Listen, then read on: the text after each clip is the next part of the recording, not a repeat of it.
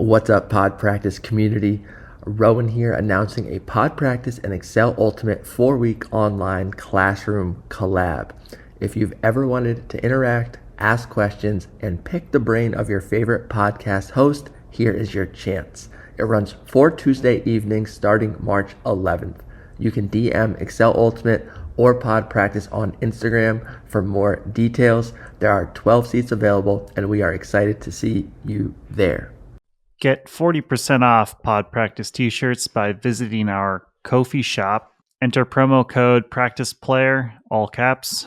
We also offer free shipping to the United States and now ship worldwide. Over here at Pod Practice, we are excited to announce that we are partnering with Greatest Bag to provide you with all of your Ultimate Bag needs. If you're looking to get a new Ultimate Bag, head on over to greatestbag.com. And if you use code PodPractice10, you will receive 10% off your purchase. Welcome to Season 3 of Pod Practice with Team USA player Quinn Finer, Team USA Grandmaster player Mikey Lunn, and myself, Alex Atkins. You can now find us on YouTube, Spotify, Apple, and anywhere you listen to your podcasts. We want to keep growing the Pod Practice community, so reach out to us with your thoughts on IG and YouTube at podpractice_pod, or email us at show@podpracticepod.com. I hope you enjoyed the episode. Yeah, Mama's Italian Classics. You can get it on Amazon all over the world. I'm Make sure Googling now. you go check that shit out. And then I can't believe you got the name Mama's Italian Classics. Like, yeah, there's. I think if you don't put the apostrophe in it, there's like a porn site that comes up as you search it. I was looking at your website stuff, and you're quite the Renaissance man. Get around. That's man. a good intro right there. Yeah. Yeah. No, I actually really like it. I appreciate how you you put your skills out there. It's due for an update, I'll say. But yeah, I mean, Yeah. I'm whoring myself out for any takers out there, really. So you gotta leave it all out there. So are we. So if anyone's listening, we're Yes. we'll give it to you. Just help us. We're not afraid to put it out there for you. We're not above that. Okay, cool. I mean, I think for me, I would like to start with I kind of like hearing people's story. So if you want to give a little background into how you got into this wild space of Ultimate, and then I think the questions will flow from there. Yeah, easy. I think I have a pretty fun introduction to Ultimate story. As far as my telling has gone, it gets some good reaction. But in 1994, I was introduced to Ultimate. I guess I was like a bit of a loose unit. I guess I've always been, but my brother went to a Grateful Dead concert in '93, and he got a little too loose, and basically, had to be brought home from the Dead show, and anyways, it was a pretty bad space in the family unit that day because of that, and so anyways, I was pretty worried. I was young. And my brother was, I was like, what the hell happened? He's like, oh, man, things got squirrely. It wasn't totally my fault. He kind of got dosed, I guess is what you can say. And then, the next year came around, and this was 94. And he was like, we got to get to the Dead show. And there was no way my folks were going to kind of sign off on that one. So, yeah, we kind of photocopying and stuff back in 94, pre-internet, really. We made some camp notes and said we were going away to camp, and a bunch of older dudes had a car, and we went down with, there was 6 of us in a car across the border. We went to the Auburn Hills Palace where the Pistons play, and got to this Dead show. And we were gone for like a week. We went to a couple, we were about to go on 3 different shows in 2 cities, and show was awesome. We were getting pretty wild for youth, and then at the end of the show, so So like a dead show, like people follow the dead, and there's like back in the day, right? Like there was like 3 times as many people that could fit in a stadium in the parking lot because people would go city to city, and some would have a ticket and some wouldn't, but there would be crap loads of people in the parking lots. And so, you know, we went into the show, we had our tickets sorted, and we were pretty spaced out, I'll say. And then at the end of the show, like we were just like walking around this parking lot, and there was 2 dudes like chucking bombs back and forth, and we were like, oh my god, how do you guys do that? Like we watched for like 20 minutes, and then at the end, like, we play Ultimate, man. We're like, you know, what the hell is Ultimate? They told us like just like the very basics of the sport, and then he like gave me the frisbee, and I was like, Wow. whoa, man. And anyways, that was like really how it all kind of started. I went back to Burlington, Ontario, near Toronto, and whatever. A bunch of us started like ice hockey and rugby players all started like picking up on Sunday and playing our own version of Ultimate. We didn't really know rules. Like we were still kind of happy to hit each other and stuff, like a pretty contact heavy version of Ultimate for about a year and a half. Like every Sunday, and like we'd have like 70, 80 people sometimes and play little small tournaments. Oh my God. And then we like went to a tournament, and then then we were like, oh man, we're not doing this right at all. A lot of people were not happy with the way we played, and they kind of gave us a lot of pointers, and everybody wanted to teach us this and that, and that's kind of how it all began. So yeah, and then from there, like I've had a pretty nomadic route lifestyle wise. So I mean, I played in Burlington for a few years, and by so 94 till about 2000, I was playing in this small town. We were teaching ourselves and picking up a tournament or 2 every year. I went to university, and there was no team there, but I lived with my brother in the summers, and there was a university team there in Guelph, and that was the first time like somebody coached me how to play in like 2000 and 2001, and we played like this league. And then in 2002, I started traveling to whatever. I went to South America for a while, met a guy there, said Korea's super cool. I moved to South Korea. I lived there for like 2.5 years, and same thing. Like we just started playing on the beach in Busan in the south of South Korea, and realized there was a team up north in Seoul called Seoul Asylum, and whatever. This is dawn of kind of, you know, easy-ish internet email. I had a Hotmail account from 97 till 02, and we're like figuring out that there's people up there. And then it was great. We like had this like Korean circuit. We'd go back and forth between the 2 cities and organize ourselves to go to tournaments in Bangkok and KL and Singapore and all like the circuit around there. There was a tournament in Shanghai that was awesome. There was a tournament in Hong Kong that was super awesome in the middle of a racetrack. So we had like the first Korean touring team. We irresponsibly named ourselves the Korean Ultimate National Team, which has an acronym, and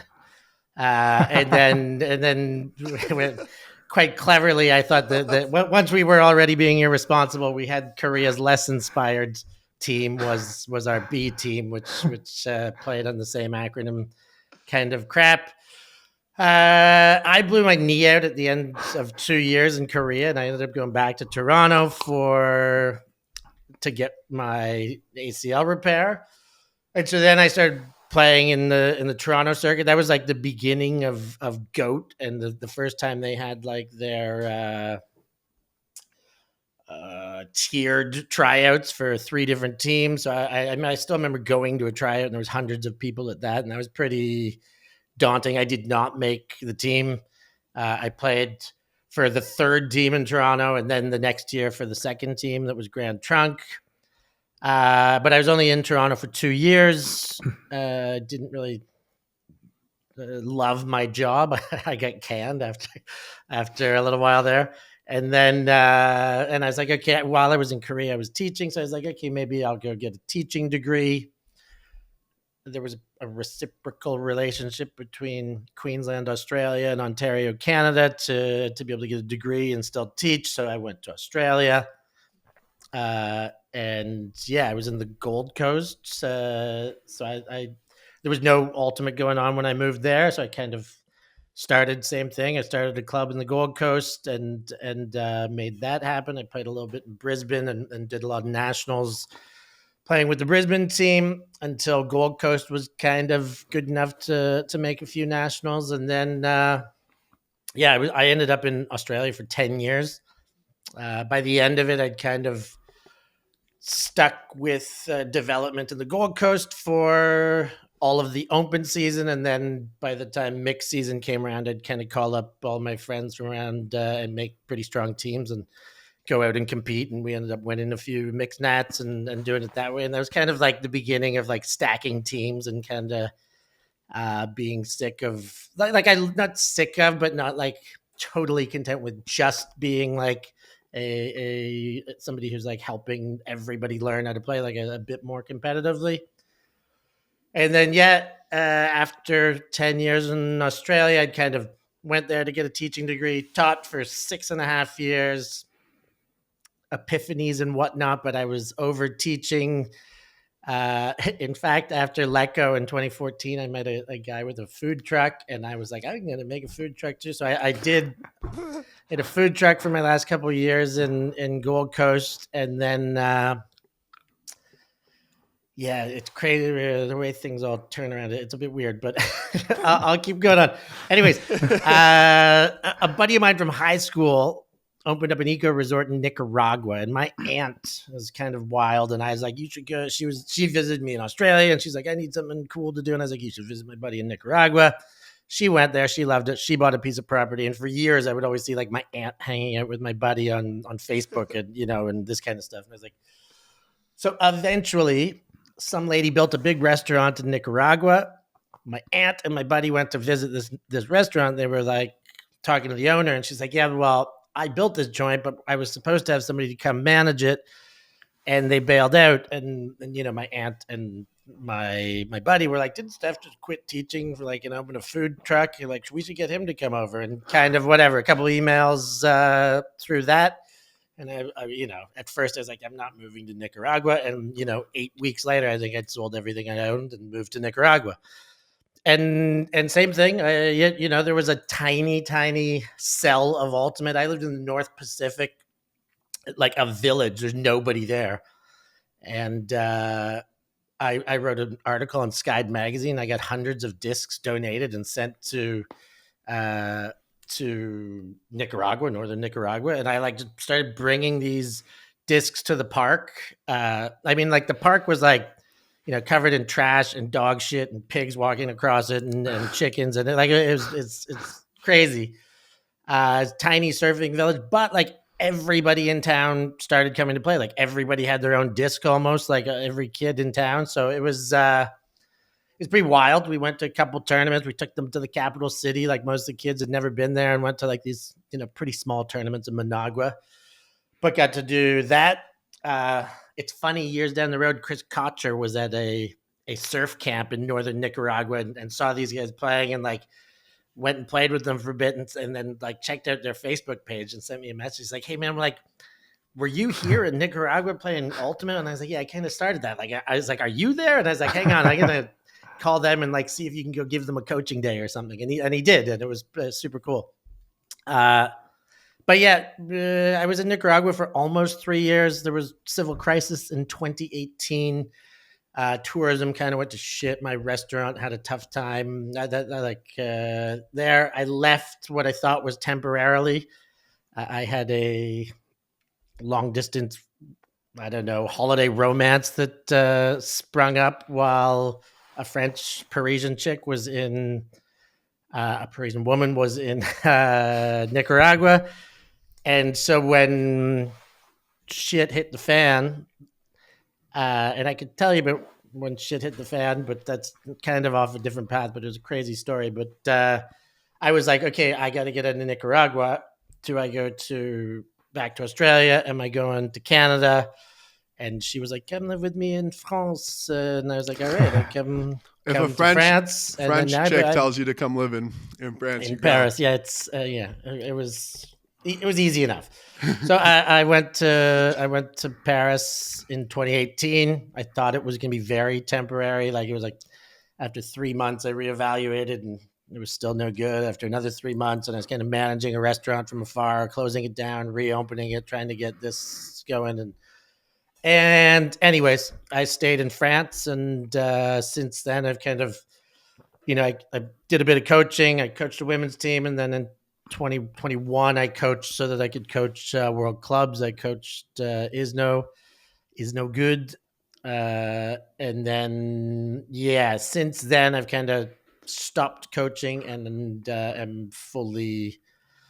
I want to be commentating when I'm at events and on site, and otherwise, just trying to do as much frisbee as min. For the last 2 years, I've kind of quit any other full-time or part-time work, and am trying to freelance my way through finding ways to live off of Ultimate. So that's kind of that's a quickish version, but that's the path. Holy shit.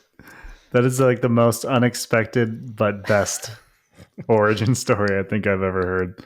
Yeah, it goes. I'm curious about Quinn. You got a question? Shit, yeah. I'm curious about shit hitting a fan. Okay, good. We were all thinking we gotta do it. We gotta do it. Let's not. Yeah, what happened? Hit us with the fan. So the craziest day of my life was it was nuts. So I shut down the restaurant for 3 months. My restaurant was called Pasta La Vista, by the way. It was awesome. Wicked parties, salsa night every Thursday, and big parties on the weekends. It was banging. It was going really, really well. And then this happened, and it kind of shut down. But I was also selling real estate because I ran this restaurant that was. I went through a hell of a deal to buy my restaurant, and then the real estate agent was like, "Man, like now you know most of the ins and outs of Nicaraguan real estate. You don't need a license to do this crap down here. You got everybody in town coming to your restaurant. Like you want to sell, like you can make yourself some commission." I was like, "Yeah, deal." So anyways, while the restaurant was shut down for 3 months, I was kind of surfing as much as I could and not much else really. Like I had not much else. I'd get a couple emails here and there and have some properties to show. And anyways, this Canadian couple were like, "Yeah, we want to close on this property." And I was like, "You guys know what's going on down here right now?" Like, because it was, mounting escalation. And it started as a small protest, and government killed some people, and then more protests, more dead, more protests, more dead for months. And there was like this gentleman's rule that like if you wanted to get stuff done, it was before noon. And then after noon, if you were out in the streets, you were liable to potentially running into whatever, roadblocks or fights in the streets or aggressive protests and retaliation. So everybody kind of honored that. It didn't really affect me much because in the village, there was no city. There was nothing. There was I didn't see it on the day-to-day. But when I had to close this deal, I had to go into the city to get signatures, to get the lawyers would come up from Managua. I'd meet them at the agency in Leon. And so I was up early. I think I got to town at like 8:30, 9 o'clock. And when I got to where we have an agency there, Aurora Leon, the real estate agent, and my boss, who had a conflict of interest because he was fleeing already. Most people had already fled, but it was his piece of property I was selling too. So he had like this, he really wanted to close this deal. And so I got there and he was like, "Hey man, lawyers just called. They can't get up. There's a roadblock in the south end of the city." And I was like, "Yeah, okay, well, forget it." Right. And I was leaving. He's like, no, we can get around the roadblock. Let's go. Let's go rent a dirt bike. So we rented a dirt bike, and I jumped on the back of this dirt bike with him driving, and we kind of like drove down to the south end of town, and like in about 30 seconds of like putting the bike down on one foot, like I saw two guys help a guy put like a self-made pipe on his shoulder and fire this. Like it was not a missile bazooka, but like this giant, like sparky fireball at a bus, and the bus was like bouncing around and stuff. And I was like, "Dude, let's get the fuck out of here right now, please." And so we did. We we go down these side roads and we're covered in mud. And I had a suit on to go close a deal. And we're covered in mud. Whatever. We sign. We meet the lawyers on the side of the highway, road stop restaurant. Sign some papers. Go back into the city, and now it's the tension was way more evident. Like an hour and a half later, it's 10:30, and there's people standing on corners with automatic weapons and balaclavas, and it was a palpable kind of shit was going down. And in the end, it was one of those days that kind of turned the tides and turned it into this tension into a near civil war. And so I was like, okay, I'm getting the hell out of here, and I went driving north, and now there's a roadblock on the north end to get out of town, and I was just inching my way towards it, kind of sunk in my seat. I was very scared, and people approaching every now and again and looking in or asking a couple questions, and then so I finally get to the roadblock.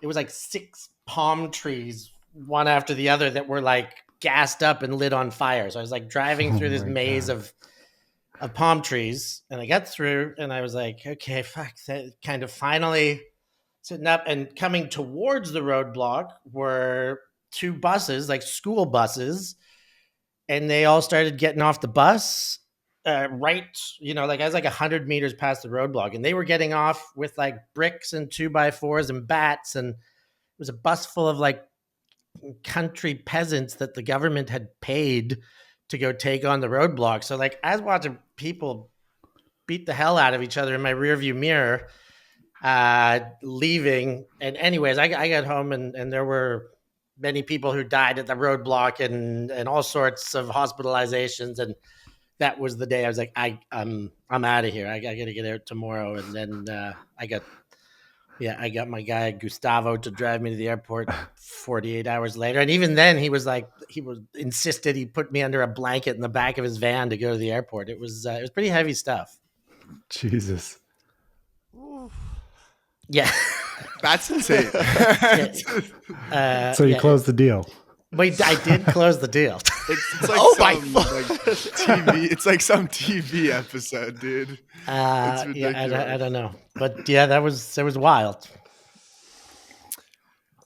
Wow, I'm at a loss for words. I love the. Should we end it there? I mean, that's it. That's I mean, that's definitely a clip. No, I mean, that's so crazy. I love how you have been all over the place. I'm so glad to hear the story because it helps kind of put things together.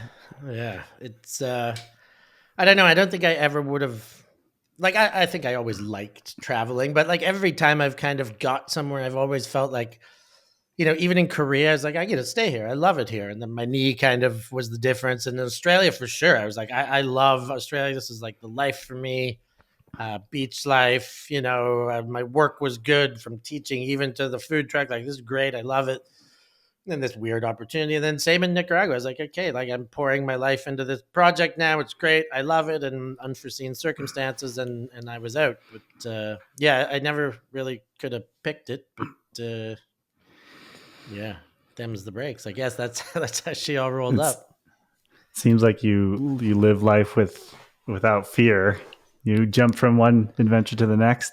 I mean, I think I've heard people say that before. I mean, I still have fear. I still I think I've over those years learned to be able to live a little bit more comfortably without security. But certainly, again, it's the same thing. I was, in every sense, I was very fixed on having a fixed income and insurance and health insurance and all this kind of stuff. And then the more it's kind of one way or another been pried from me or, removed, I've been all right, I can kind of do it without or find another way. I guess it made it easier for me to cope through having to cope. Mm-hmm. What did you notice about Ultimate, in all those different places? Because it's so cool that you started little Ultimate communities in, all literally all across the world. What did you notice about when new people came to play Ultimate and you would bring people together to do different things?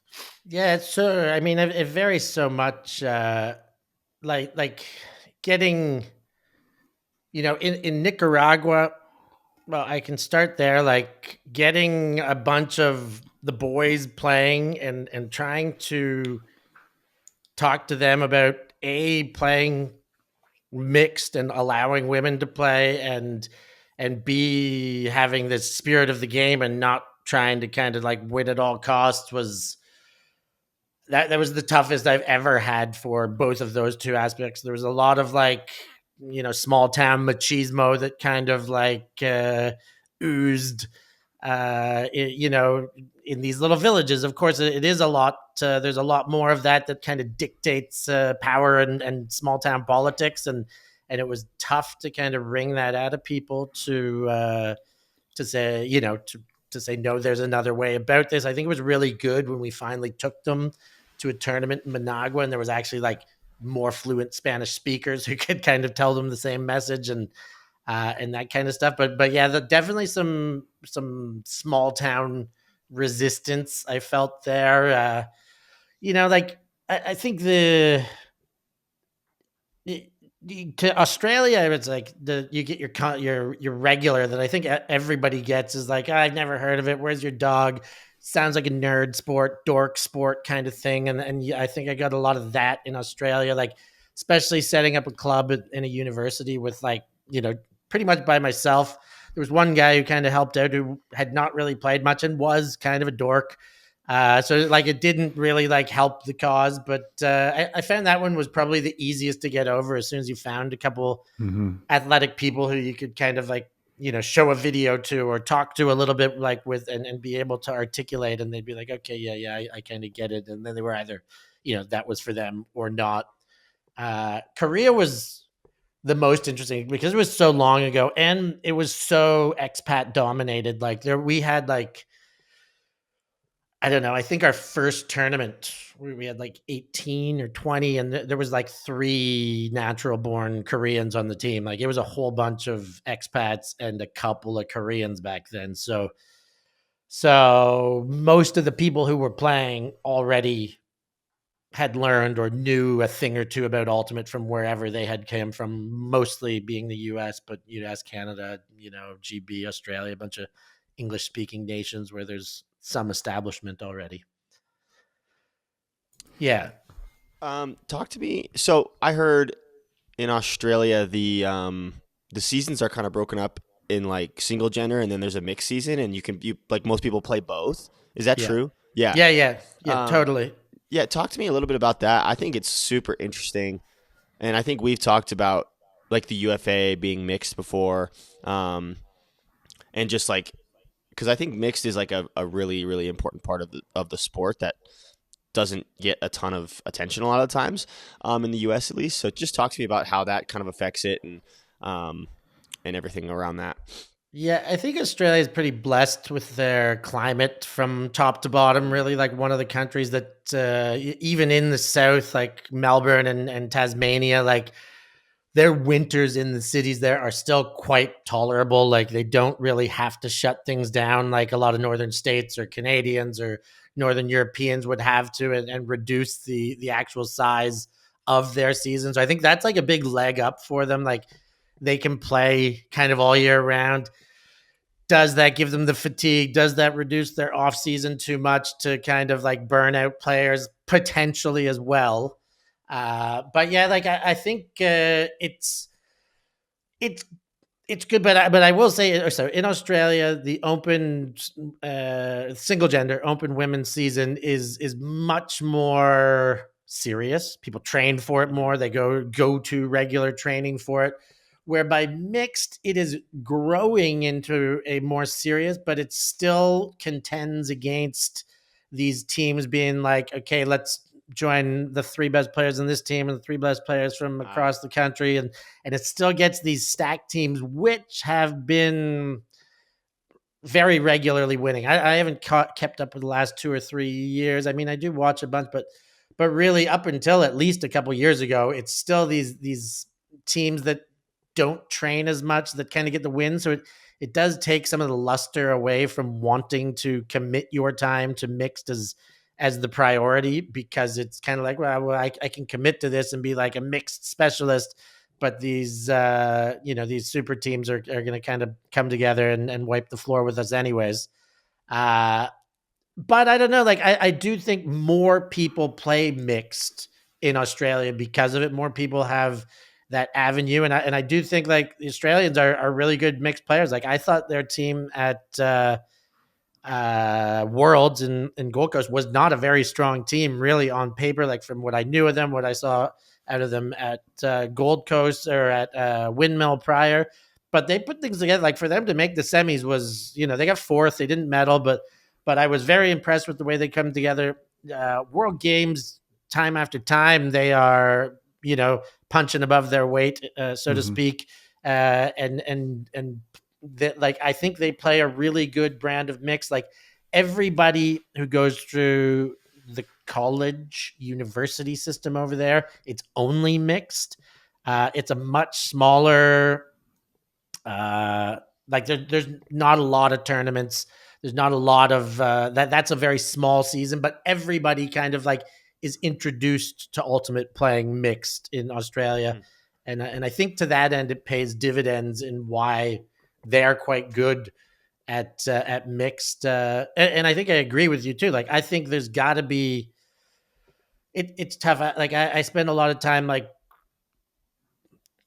contemplating over what will sell in ultimate, because I think that's like a big point. We're there. We're hopefully we're at a tipping point. Good God, I hope we're at a tipping point where the money's going to come and like, are we selling to be unique or are we selling to be different? And a lot of what our sport how it's evolved tells us that our uniqueness might be what we want to sell. And if that is the case, then mixed is a good way to kind of market and sell it. Like certainly to the Olympics or something, whether we're selling to brands that are sports related, maybe not. Maybe they want to keep the status quo a little bit more. And it's a tough one. I go back and forth with it in a similar sense to me going back and forth to how I think officiating should go. I think I was always a purist for so long, and the more I watch, you just open a whole. We yell at each other regularly about this. Yeah, but I many still cans don't. of worms to open right now. I feel like I don't even know where I stand really. Like I go, I jump from one side of the fence to the other still, and I hear people's point of views, and I'm like, I hear you. I think I agree with you, and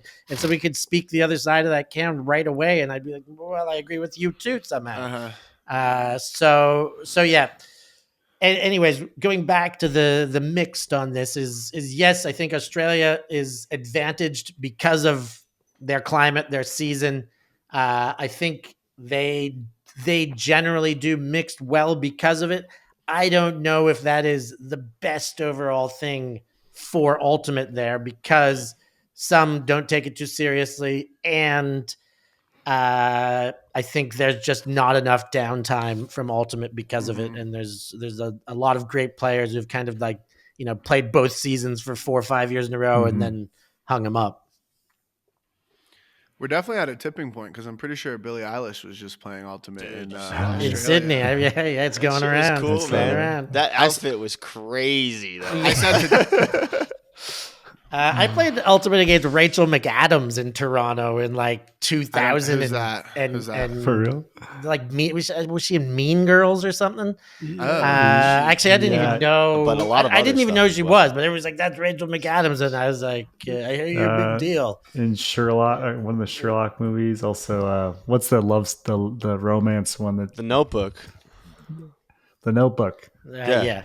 Anyways, but yeah, she was. What? She's from. You know who Rachel lived McAdams in is. Toronto. You just I'm looking at her. You played Frisbee against her? But more cool, she was playing Ultimate. She was part of the Toronto Ultimate Club, playing like League Ultimate for at real? least a few years. Bruh.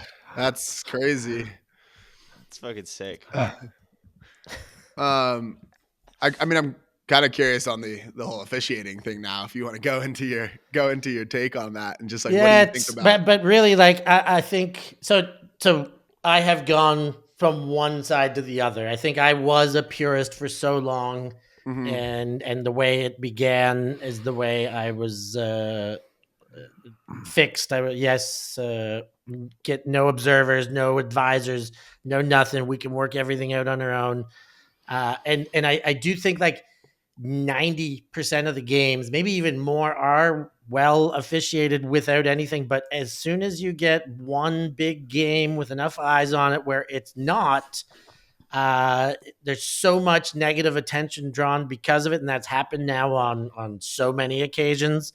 And then again, like selling this game, it's like, you get to that, so you kind of like I'm talking to sponsors, let's say potential sponsors that don't really know about Ultimate, and I get a door open and I'm like, oh man, I'm talking to this or that, and this is exciting, and I'm almost hoping to hell that they don't ask the question of, but what about the self-refereeing stuff? And then they ask it, and it's like, you kind of got to tiptoe around it and be like, yeah, well, it's kind of working out, and they get it, but at the end of the day, like, I mean, I think I like it because the player gets vilified instead of the referee. I think, pro sports, it's like if your team doesn't win, a lot of the times, like, goddamn referee, like, get off your knees, ref, you're blowing the game. It's always somebody's fault. And I think I like it in Ultimate that it's like, no, that player was the bad guy, was the heel, was the asshole.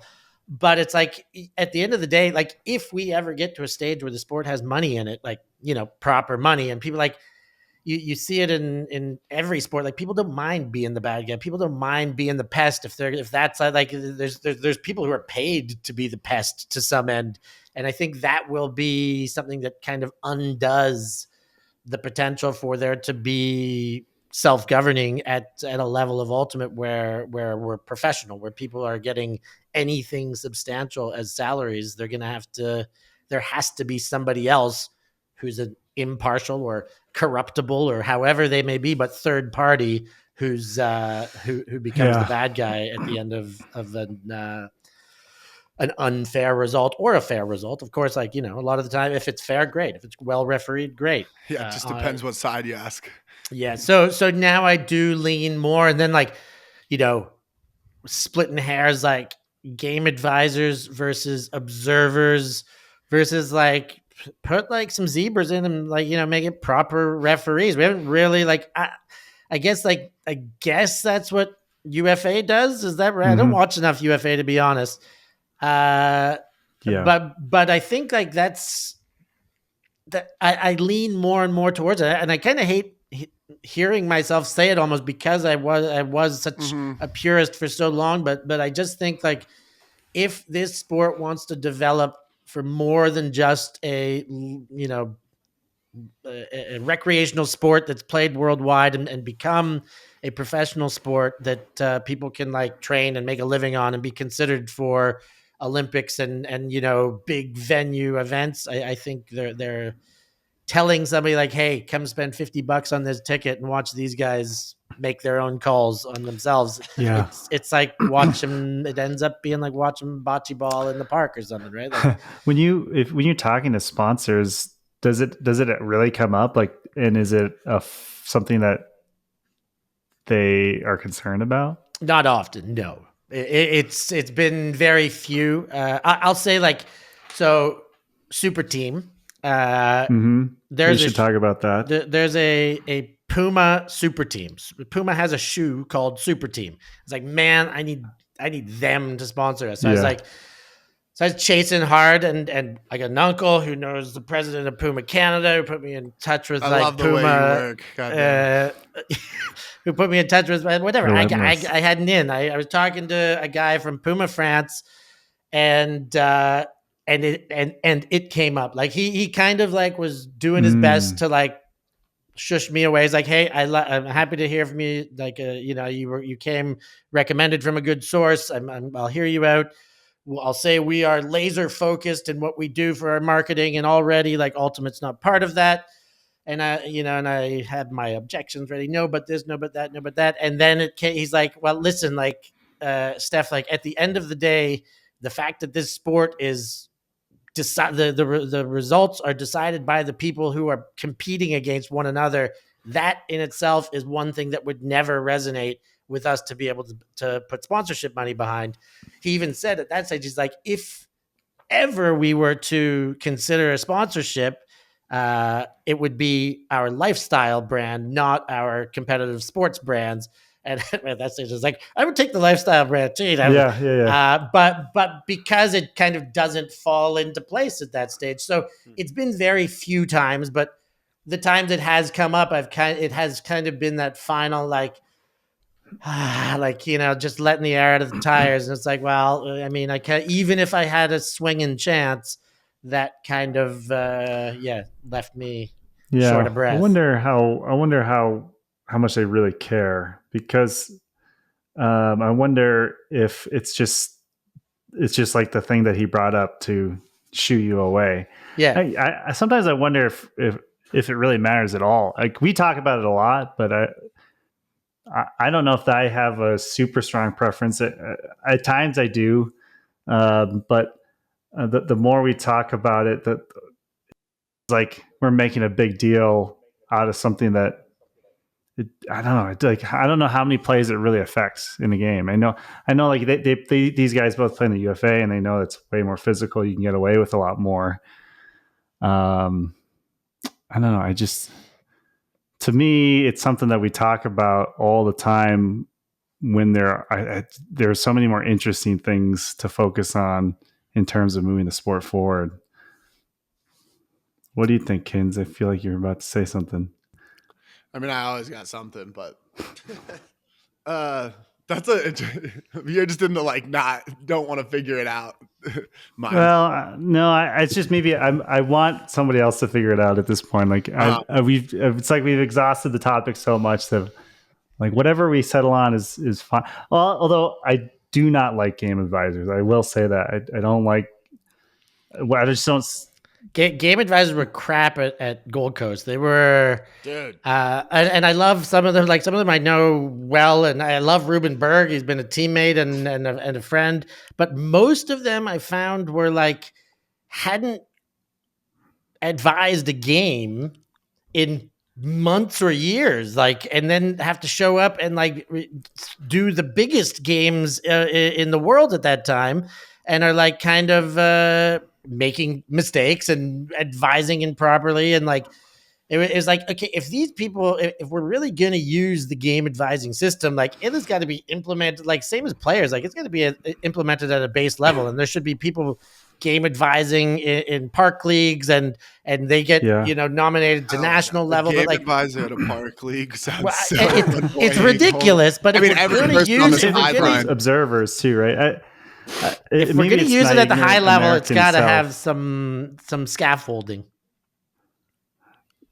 When I go ahead, Quinn. I don't think game advisors should be. I think that should be just abolished. I think the observer should be what is at all that stuff, and then we can do refs and UFA or whatever. But like, game advisors, to me, like, I have never had a good experience with game advisors. Like, I just don't get it. Like, growing up at Summer League in Philly, every person on the sideline was a fucking game advisor.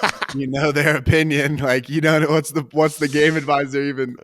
What's their role? Just they can tell you they think they can clarify the rules. To help you interpret the rules is really what it comes down to. But like, they don't always have like that. It's a hell of a just rule another book to have at your opinion at fingertip. that point. Exactly. Like, everybody's like, what does it help? Past like their rules quiz and whatnot. Like, everybody's got that same info. They're like just another person who like not breathing heavy and doesn't have like a heavy heart rate who can reference it a little bit better than us. But yeah. But I didn't see it coming off that way. Yeah. So it's like the logic behind game advisor, observer, referee tells us that we are eventually going to move to referee, but we're taking our time and tiptoeing our way there to kind of respect the elders and the forefathers of the sport. It's and those true. Who laid down spirit. But it does feel that like, the further forward we're going, it's like, all right, like, yeah, we're trying our best to keep some version of both, but we're really just keep moving away from the one and towards the other. And I think that's where I'm at, is like, yeah, I guess I'm with the other, and that being somebody else tell us what the rules are. Like, I hear you, Mikey, like, there's not many moments that I see a big difference in, but it's just like there are some key moments in games that I guess sit as a bit of a stain, and then internally they don't feel good, and for anybody externally who's not an ultimate kind of community person, it just really like it blows their minds. I'm still not convinced that it couldn't be sold as something positive, self-refereeing, if like, you get the right person to back it. And I was just watching Smoky Mountain Invite and Finals, which is I don't know how familiar you are with the U.S. college scene. I know the name of that tournament. I didn't watch any of it though. It's one of the bigger college events, men's college events in the spring, and there's North Carolina gets a deep D against UMass. UMass player calls a foul. On film, it looked not like a foul at all. And at the time, I was just like, "This is so stupid. This is why self-refereeing's dumb."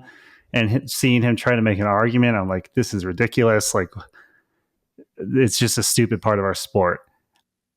Upholds the foul call, and I'm like, "Well, what the fuck is happening?" Like the observe, like, what are you even seeing?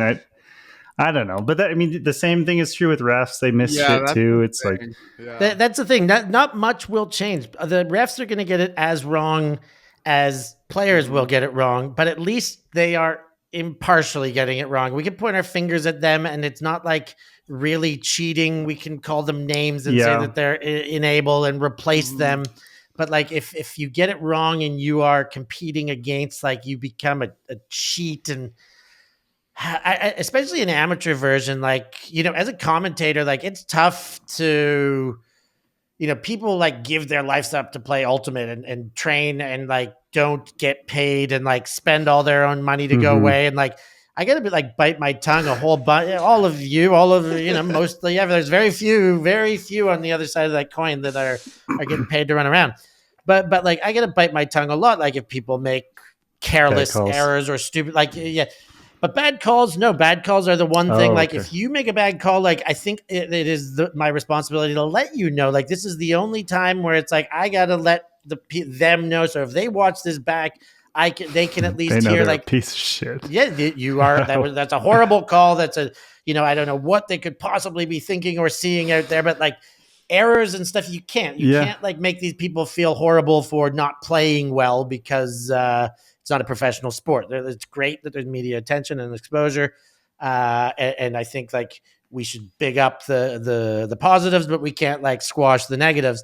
But as far as the calls go, I think that is the only one thing that I actively try and do is if people make bad calls to their advantage, I have an opinion. I think I let that be known that I very much disagree. Mm-hmm. You're doing God's work. Yeah.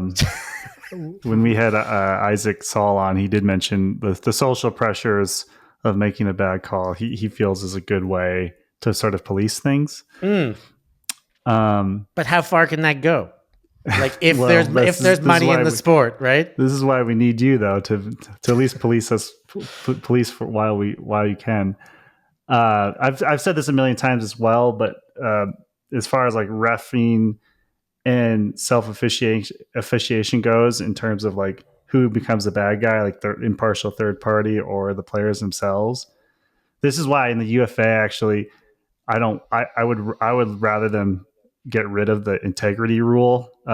Steph, I don't know if you're familiar with that at all. Basically, it's so like override basically what the ref is saying, because I like that the ref is supposed to shift focus towards that impartial party, and like, if you want to be pissed at that person. But if I get fouled, if you foul me and the ref doesn't rule that play as a foul, I'm still gonna be pissed at you. I'm like, Steph, like, integrity rule, that you fouled me. But usually in the UFA, it doesn't happen. Every once in a while it does, but I would say 99% of the time it does not. Yeah, you got to be pissing off your teammates or coaches at that stage. If you finally are like investing in a system where we're letting somebody else decide, and then you're like, no, you got it wrong. I did foul though. Like, like I get it. There is a great level of integrity there, but then it's like you're still trying to, again, re-implement every system that we've had along the way. Mm-hmm. I think I don't hate it because it's, there's integrity about it. Of course, like it's being as fair as can be, but having the referees should take that out of the players' hands. That responsibility out of their hands. Yeah. The one thing I don't want to happen with referees is like how when I watch basketball, like, and the players are like playing for a call, flopping. Like, that shit is just so annoying. But that is the inevitability SGA, of baby. the evolution. But that's why I'm like, I don't know. The observer, I've gone all over, like you, I've gone all over the spectrum here. I can get behind the observers, to be honest. Like, you let the players do it, but they're right there if you want it. Like, if it can't be decided. And I think as long as you can do that quickly, like, I'm way in on the, like, if I think I'm going to contest, I'm just throwing the disc back and like, let's just start playing again. Like, like as long as you can do it in a timely manner. Cause I think like, pretty quickly whether or not people are going to be able to like talk it over. Like at a certain, it's like honestly within the first 10 seconds, like we know if we're getting somewhere or not. So like just send it back and then keep going. And the observer's there for a quick resolution. I think that games that have jumbotrons are always resolved better, and we've always talked like at Ulti TV. I know Ulti World's talked about it, like having ways of like, can we have somebody on the sideline with an iPad, and while these guys are in there, if there's no jumbotron, which is the case more often than not, like just run it out there and like, hey, just have another look quickly. Here it is right now. Yeah. Have a look. I think that makes a big difference. I think Jumbotron's the best because then you get that means there's a crowd likely. And I think, as we said, a lot of people will like hear the crowd reaction as well while they reassess, like seeing it instead of just like what was ingrained in their memory. But then again, even that, like, it's like, okay, what, one field is being streamed at a 20 or 3 fields at a 20? Like, it's still like such a minor percentage. It's not like it doesn't become universal. I actually think too, it could become a pretty entertaining part of the sport if like you were able to hear, because I know they try to do it sometimes where you can hear the conversations and like the ruling of the observer. But I think like if you had some like pretty good characters as observers, and then you let the quick discussion go, and then you had to like wait for their call if they went for the observer, like I think it actually then you take what could be seen as like why are we waiting for them to talk it out, to actually like, this is going to have a big impact on the game, and it could actually be pretty entertaining. Because that shit should always be mic'd up. Always, get a mic in there as soon as possible. And I think the mindset is so important, and like we should just have like embrace the things that are unique about our sport, because like we said, like there's pros and cons to observers and whatever, and there's pros and cons to referees, and like sometimes referee like like you said, you go on any freaking comment section of any game ever now that's posted online, and it's all about the team that lost is just blank versus the refs, blank versus, it's like the whole attention just goes on to the refs. And honestly, I think that it gets pretty out of hand. Like the whole like shit with the Chiefs, like the football team, like the whole narrative about how like whatever, it's like, dude, no one, I mean, I just think it's like so overdone, to be honest. It is. It's overdone, but that's when it's $1 billion industry, like people will go to any length to get those dubs and to have better contract potential, and fans who invest, how much to be a fan, like the amount of sports media analysis, like everything just gets overcooked, and I think it's an inevitability of being under the microscope in anything, and in sports, like flopping, like finding a way to justify that your team's loss was not the fault of your team. It's just going to happen no matter what. And now everybody's got a voice on the internet, and you're going to hear them all. I mean, I've got an idea. Tell me if this is dumb. No. So it's observers. Okay. But there is no contested. You can't contest something. It's either uncontested. So you make your own calls, and it's either uncontested or you go to the observer right away. I like that. So Quinn. That way, it makes it quicker too. It's quicker. There is the integrity if you think Okay, that was a foul. Quinn, Uncontest. you're cooking a little bit right now. Or you just send it to the observer. Uncontest is accept nowadays. Quinn. Accept, correct. Thank you. I'm not Is an that observer. real? But accept or go So to the it's- observer. I like it. I like There's it. no Let's decline. pitch that one to the It's to accept- WFTF. Who's listening? Yeah, I like that. Or I you like go to that the a lot. observer, and the I like observer that a makes the lot. ruling. Finer's got the What? ideas going on here. Although I do love, I will say the send it back option sometimes does hit. Like there are times where I actually think the send it back is like a pretty good option. but then there's I some- mean, there's- Well, you're There's right. some things let's that go are back to the wishy-washy last to where we're point of like, play that we I did don't agree actually, on. yeah, like let's just like, Let's just get rid of. Let's go back to full spirited But maybe players the- because see, maybe- we're going maybe- in circles here. maybe part of that is like, you know how like Seriously. 95% of the time the observer didn't see what was going on. You know how that happens? Yeah. I don't know what Maybe they're then if looking they at. don't see it, then you do just send it back. Mm. I know, right? When you're like, what were, this was But I the do like it. literal I do one like thing that was going on the or field. it's kind of like accept or accept, like accept the call they made or accept the Yeah. observer ruling. Right. And maybe the observer sends it back. I'll never forget, Mikey. You just reminded me of the time in the national championship when it was just like some upline foul call and like we called the foul and we asked the observer and they were like, we didn't see it. And I just remember being there and just looking at all four of the different observers. And I was like, did any of you? It happened. It was on the. It was right by the disc. Why didn't anybody see it? Like, this is the one thing. This is the one thing that's happening. That's like relevant to the field. And everyone's just like they're all just like looking at their. Oh They're like tying their shoes or something. That's awkward. That's funny. It's a thankless dropped job. the Steph, I know you're pretty plugged in to the European ultimate scene. I'm curious, like, how you think the talent of European ultimate stacks up to the ultimate in the States. Like, say you're just taking everything in Europe and stacking up like top players and then also depth. Like, how do you think the best players stack up to the best players in the US? How do you think the rest of the field filling out the rosters stack up to the? Yeah, I think Europe is climbing quickly. I think they've still got a ways to go, but I think Europe is on the rise big time right now. So depth is what the US still has a firm hold of over the rest of the world. I think there is top end talent. You see with the amount of European players going over to the US right now, like that the US sees it too, that they can add some like serious talent by getting European studs and studettes to get over there and bolster their rosters. I don't think any one country has anywhere close to the depth that the US has. In many cases, like the US at Worlds, let's say, could make 2, 3, 4 versions of their team that would, for sure win, really likely win, probably win, still have a damn good swinging chance of winning on their fourth iteration of teams in most of those divisions. I think the World Games gets a lot more interesting because they can't lean on their depth as much.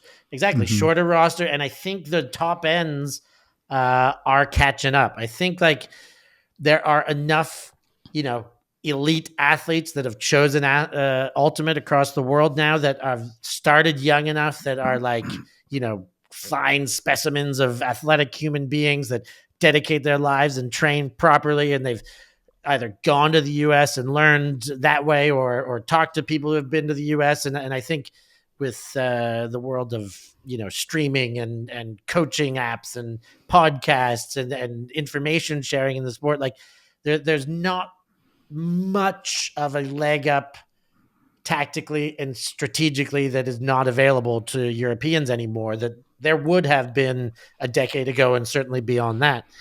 So, yeah, I mean, I think Europe's coming. Can I say one single country's coming? Like, I know Super Team's going to beat USA World Games at London Invite because I have the ability to pick and choose from anybody not on a World Games country, and I do think like putting names down, like, damn, that's like we could beat this. This team has just as much of a chance as beating any other of these, super teams with national flags on their chest. Will you tell us a little bit more about Super Team? Yeah, for the listeners. I'll happily tell you lots more about Super Team, as much as you want to know, really.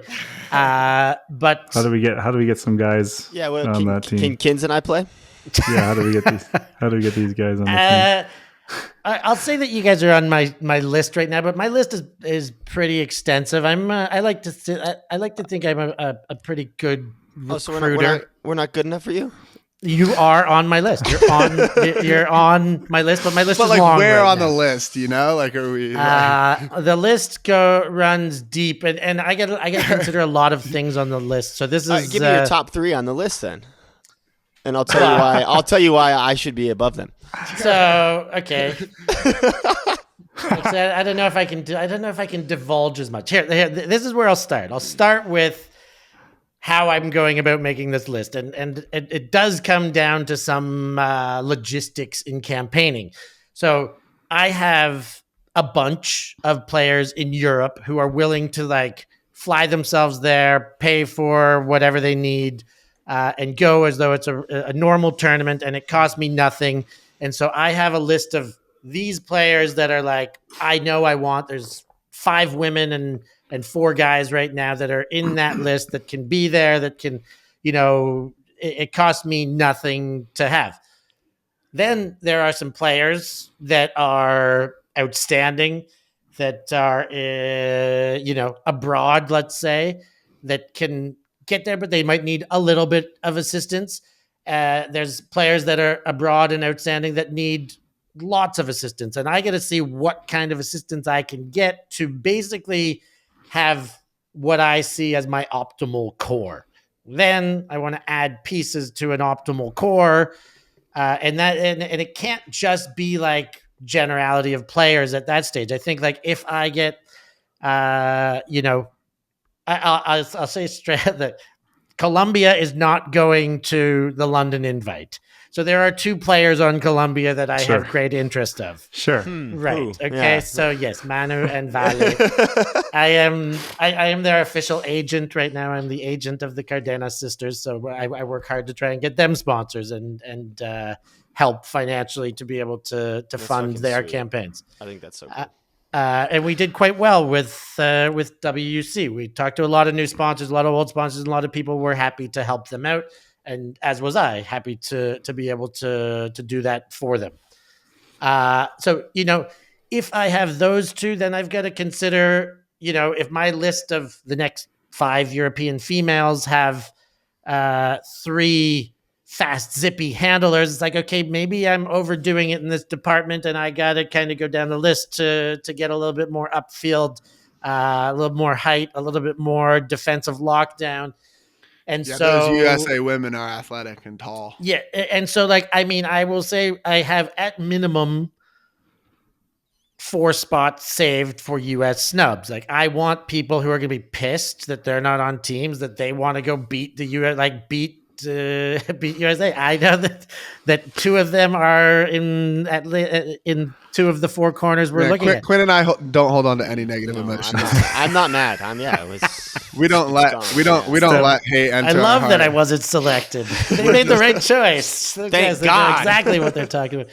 We understand. It's always tough being a selector. It's a job most people would love. But I'm recently watching Court of Gold, the NBA, the basketball Olympics game, and listening to Steve Kerr talking about benching 7 Hall of Famers. Jason Tatum not being Tatum, Halliburton, these guys not the playing. Finals MVP not making the team. Yeah, he wasn't the MVP. He was not. Jaylen Brown. Yeah, he didn't make the team. That's what I'm saying. Yeah, Jaylen Brown doesn't make the team. Oh, yeah, you're right. So there's all sorts that's going into this. Things first, I gotta get the money. So sponsors out there. I have one sponsor that I'm not going to tell you guys about right now, but I do have one. So Yep. Puma Super Team, man. Let's go. Check out the Puma Super Team. So this is the now I'm all over the place, but the campaign I want to run for Ultimate globally right now, and I don't know if it's for Ulti TV or for Ulti World or for Wooftuff or for whatever. I think at the end of the day, I want it to be able to attract sponsors, and then I can sell either you can sponsor a tournament and a broadcast, you can sponsor a team, or you can sponsor a superstar player. But I want it to be something along the lines of ripe for the picking, and like Ultimate being in a place that is ready to pair with, and then to liken it to what happened to beach volleyball when it got big in Karch Karai and St. John Smith days when they were winning Olympic golds in the 80s, and Oakley got on board, and now Oakley has grown the sport, but grown with the sport. Super Team, which I learned, Puma put money into handball in the 70s and grew with handball to do this. Reebok and CrossFit, same thing. Like getting in on the ground floor, like, and growing the sport with with them, like, and then you get the loyalty of the sport. So like I mean, even to someone, when you talk a player base, like what Michael Jordan did with basketball production got bigger. Nike blew up, took over Adidas and Converse at the time. Like is there a company out there, and are we in a legitimate place to say we are at a good ground floor to get on with us? Hopefully we're getting close enough. But if there is a sponsor who says, yeah, we're going to throw the money at this sport, the production will get bigger, the exposure will get bigger, the virality will get bigger, the potential to get into Ultimate will get bigger, and the loyalty to that company but from Ultimate community would be huge. So that's kind of the campaign, that the greater campaign that I'm trying to materialize. Super Team is something that you want to continue existing kind of for that reason, to have like that vehicle to get behind. Super Team is like, okay, a little bit of ego for sure. Like I think like somebody said, like it's impossible to win Windmill with a pickup team now. A couple years ago, and I was like, I don't know about that. I can put a pretty good team together. It took having some sponsors and having some money to do it, and it was great. But I think, Super Team is a vehicle to bring more attention to Ultimate. Hopefully, I love the internal sponsors, like Ultimate companies that are helping to bring it, to make it bigger. But I think at the end of the day, there's also like we land the big fish. You want to get an external money right now. Like a little bit more money. Internal money is great, but we're all like, feeding into the same cauldron and putting in and taking out. The same people are putting in what they're taking out. It's great that the cauldron is getting a little more full, but getting a brand new big shiny cauldron would be pretty sweet. I feel like this is kind of a confluence of there's a lot of people that we've met very recently, or we've known for a while, who have similar passions to yours of like what you describe with Super Team is a lot what I feel like Benson Dastert from Flatball Club, who we just spent time with in Hawaii, he has visions for, and someone local here, Jim Nolte, he's part of the Ultimate Lending team. Yeah, yes. you know Jim, and he helped out with the Cardenases. He's and I'm hoping to have another chat with him. But like Jim and I just spoke last week. I know Kins has talked to him. Like he wants me to start filming some stuff to just kind of follow the Ultimate lifestyle, and that is in a lot of ways what Benson envisions with Flatball Club, like going to tournaments like Kaimana, hopefully Windmill. Kalakovic was out there with us as well, Nathan Kalakovic, and he's also wanting to form, I don't know, like an all-star team or super team, quote unquote, to go to Windmill, I think. Windmill. Which I guess you did last year. Been there, Steph. Done that. Yeah, you've already done that. But there are a lot of, like, I think talented people, some with a good bank account, to be honest, or with at least good connections. This is something that I'm really interested in as well. It seems like there's an opportunity here for some people to come together. Just have to have the vision. Yeah, I mean, I am as open as can be for collaboration for this sport. I think the more whether it's like we with the ideas and the foresight or putting in the energy to make things happen, or we with the money and the bank accounts, but where I think there needs to be more and more and more collaboration. Like even, Ulti World and Nolte TV would theoretically be competitors. They're a much bigger broadcast company than us, but I loved that we were able to work together last year at Windmill. That a lot of the time, like, if there are events over here that they're doing, they hire us. But we a bunch of our crew comes to the US from time to time. Yeah. And that's a microcosm of what you're talking about. But I think there's got to just be more potential for people to work together, more potential to capitalize on audience, and Right.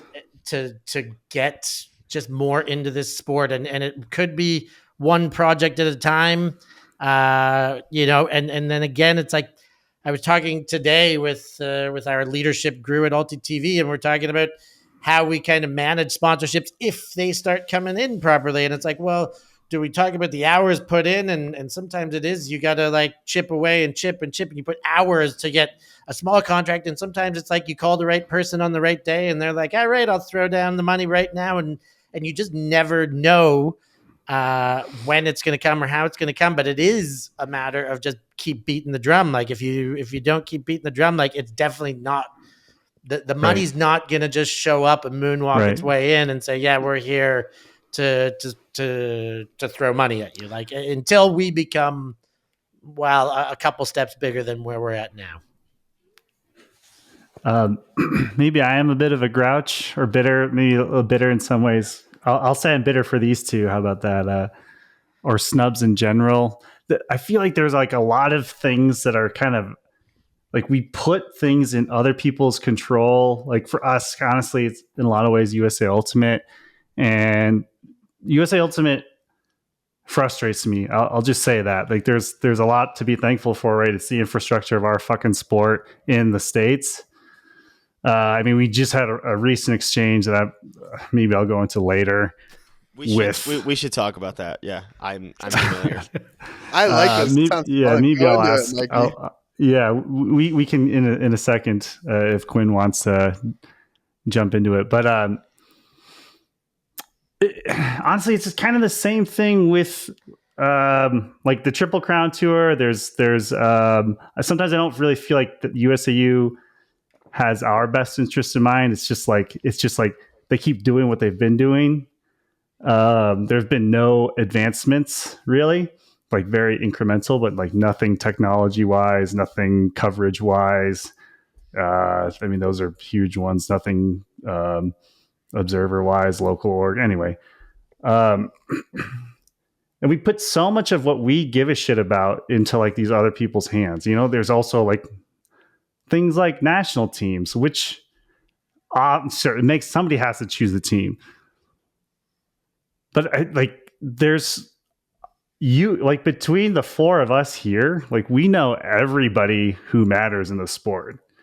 And it's not to say that like I want to like usurp anything, because I definitely do not want to do that for many reasons. That's a lot of work. There's a ton of headache there. Plus, like I couldn't actually do a good job with it. But like if I wanted to put an event on, like a one-time thing, I'm confident I could make it happen. 100%. In that way, this collaboration idea, or just like the spirit of it, is so interesting to me. Like I do feel like if you go back 30, 40, 50 years with some other sports, or some of like the niche sports, maybe more like 25 years even, there was sort of like this coming together, or like this, I don't know if anti-establishment's the right word. It's just like the people who are participating in the sport and kind of making it happen, like they need to drive it. Like this ultimate is for everybody, but like, how do I describe this? Like, maybe you can help me. It sounds like I don't know. I think there is like a level of bureaucracy that comes with anything. Yeah, exactly. That as soon as there is like bureaucratic establishment, there are a yearning to be able to protect positions in bureaucracy, and that becomes a bigger desire, responsibility than to be able to put it back, is to like, hold status quo and keep my position and keep jobs. And and this kind of stuff is one thing, but then the other thing is like the vetting and the like a lot, like there are diplomatic structures to put these people in place, but they often feel like they're behind closed doors. You have to be kind of really with your finger on the pulse of what the bureaucracy is doing to be able to know when elections are happening or know how to be able to put yourself in contention for these spots. And yeah, like you said, I don't know if I would want to be in these spots easier. It's easier to criticize to some end than to jump up and say like, I'll take the reins and take this coaster. But you get a couple of bad apples in the wrong places, and they're there for a while, and they're making choices, and I don't really know how it goes in USA Ultimate, and I know a few federations around the world. I have been a member of federations in 5 continents, and I know that there are places where they have people that get in and they've tried, like, let's get a basketball person and they know how to do things because they've done it and seen success with basketball or football. Now they've got a basketball guy sitting at the helm for 3 to 5 years who really still doesn't give a crap about Ultimate, doesn't give the extras like an Ultimate person would, and is kind of just like thinking that they can get away with just going through the motions like they would working for a government establishment otherwise, where there's already money in that sport. And yeah, I don't know if I've got answers, but I think I agree with you that there's some stagnancy that comes with it at this stage. Yeah. Like you think of live golf, like ruffling the feathers of the PGA and doing something where like, hey, we get some money behind it.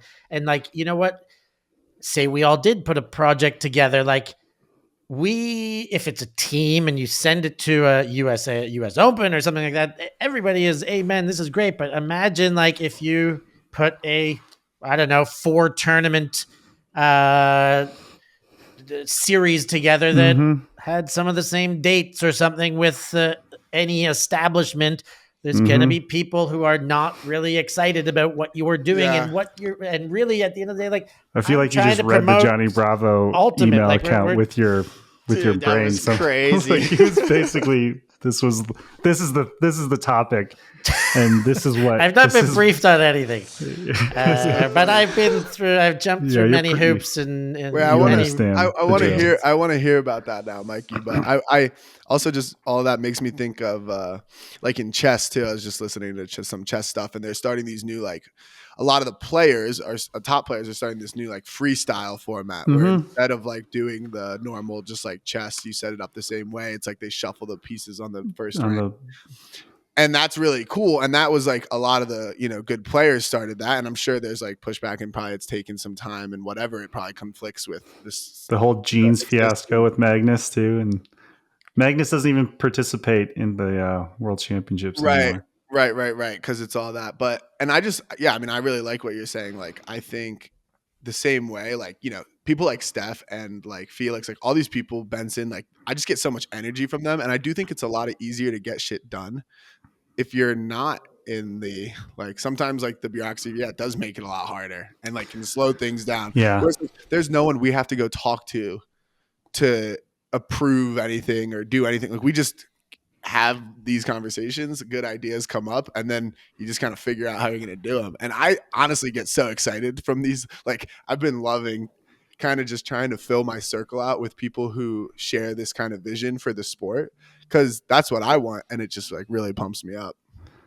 Yeah. Maybe a more positive way to say it is we can't really wait for a USA Ultimate to blow, to like really expand things. It kind of just has to come from the people who have the passion, and the talent to do it. Exactly. And I feel like that's just life. Like you don't wait around for someone else to do something for you that you want to get done. Like you have to take agency and like go do what you think is and you believe in. And that's just like, ask for forgiveness, not for permission. Like just go do, and if it gets done, great, and if it doesn't, and you hear about it, well, you hear about it. But I think at the end of the day, if you're trying to get more eyes on the sport and more bodies in the sport, I think everybody should feel incentivized to get up and go and put energy and effort into those kinds of projects. Wait, Mikey, what happened? What's the exchange here? Can I? There's been a lot of. It sounds maybe more dramatic than it is. Yeah, you built it up. Honestly, It's because of dramatic. USAU. It's dramatic. Well, basically, Maybe I want Quinn's version of the story. Then he sounds a little more exciting. I'm pissed, but Oh, wait, can Quinn tell the story then? Go ahead, tell Yeah. us. Yours was going to be too neutral, Mikey. Yeah, it always is. I could be getting details wrong because I was a third. That's fine. I'm more of. There was a middleman. Maddie was the middleman feeding me the information. But I've captained teams for a long time and dealt with USAU for a long time that I kind of like knew what was happening. So basically, we sucked at nationals last year, but some fucking how we got 7th or T7th. Which it felt like we got like 15th, whatever. Somehow we got T7th. They are making us go to PEC West or East. They are requiring it. They are requiring a team to pay them to go to their event. No. And it's kind of like, well, aren't we like your employee? Like, aren't we technically your employer kind of? That's a whole nother thing we can get into. They're requiring us to go to these one of these events, and it doesn't matter if we go to US Open and Pro Champs. We still have to go to one of those events because it's their requirements. For whatever reason, we're going to get 10 games with US Open and with Pro Champs, I promise, but we still have to go. It doesn't matter. Do they think we're going? Do they think we're getting into US Open? That we are. They probably. started it with, hey, you're in US Open. They pretty much said like, yeah, you'll be in US Open. Why do we have to go to? It's a good question, right? And it's not. By the way, it's not that we don't want to go. We cannot. have a scheduling conflict. So this is where it becomes like a real political thing. Oh, wait, a scheduling conflict with what? Summit.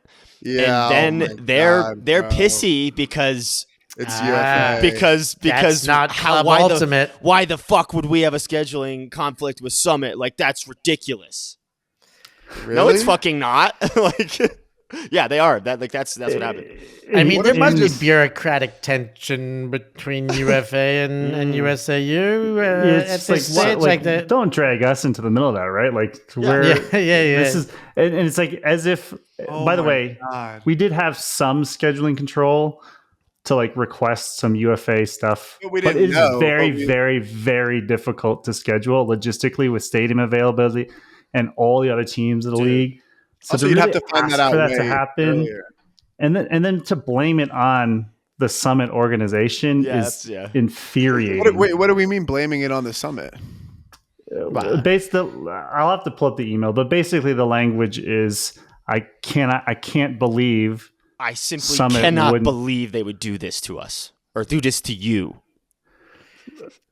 Like it's the same people, bro. What are you talking about? It's us. What do we? And then, God, dude. I think part of the real annoyance is like the language for like Triple Crown requirements is very muddy. It's not super clear. Mm-hmm. I have it pulled up right here. I was going to read it. Basically, so it says. Sorry, bear with us, Steph. Compete in one flight-specific regular season event. So this is okay. Teams will be awarded their flights based on 2024 TCT performance. There's the bullet point 1, which I'll skip unless I need to come back to it. But the second bullet point is compete in one flight-specific regular season event, U.S. Open, Club Championships, or Pro Elite Challenge, East or West, and play 10 games, 10 regular season games. Yeah, and play 10 regular season games. And this is for Pro Flight, which is the top 8, which even if we're tied for 7th, we're in that, obviously. So we are meeting all of the requirements. Wait, so then why do we have to go to the other one? Exactly. And they're all pissed because they're like, we never make exceptions. We have never done that, and we will never set that precedent. But they have done that in the past. They've made exceptions, and do they always add new requirements? Pod practice drop them on people? War right now. Let's do this. Even if they hadn't made an exception, so what Quinn was sort of alluding to, like, who are they really serving? Like they called out like the competitive integrity of the Triple Crown Tour, which, like, what the fuck is that? The Triple Crown Tour like at this point, it really shouldn't exist anymore. Its utility is expired in the USA Ultimate Series. A lot of it is because of UFA, et cetera, but doesn't really matter. It doesn't really serve a competitive purpose. And in hindsight, it actually stifled and crushed a lot of really classic club tournaments like Labor Day. There was a good one in Chicago that changed tune up and then heavyweights. Like so many Terminus. Anyway, like the competitive integrity piece really bothers me because the competitive, like we are the people competing. Like the integrity is us having the chance to compete, and as historically one of the best teams in the country, us paying for the chance to compete. We are paying. If they were paying for us to be doing this, they could require us to do things like that. But we're the ones that are fucking paying. And my question is like, what happens if we say no? Like, we have to play sectionals. I guess you're gonna find out. Oh, I'd rather. I would just play sectionals. We're going it'll be fine. It's just silly. Well, and another wrinkle to this is that they also said that we cannot send, quote, a skeleton squad to the tournament. We cannot do that. We are not allowed to send a team with under 20 players. So it's like, so what are we supposed to do? And for the record, I'm pretty sure a lot of teams have not gone ring pony sockeye. Teams have not gone to the required U.S. Open tournament in years recently past. Because of WIFDIF. Because of WIFDIF conflicts, not UFA conflicts. And they for made making exceptions. world clubs. Yeah, exactly. Lots to unpack there, boys. Lots to unpack. This is so fun. I like this. We definitely pod practice versus USA Ultimate, David and Goliath. We're us three taking them on. Steph, will you join now? I wish companies in the professional world could have the employees stifle the employer so easily like that. That would be so great. Like if I could just unionize and like that would be awesome. The paying thing is like a big part. It's like I don't like that's like probably the biggest thing for me is like we're all paying for it, and so like you can't make an exception and you have to go pay for it. Like that just seems like so entitled to say that to like some other people when like we put I will say into that shit. Sort of in their defense, I do think this will be resolved with like through a Zoom call. Like basically, Definitely. it's been an email exchange. I definitely think the USAU representatives used some very poorly worded. They chose some really poor.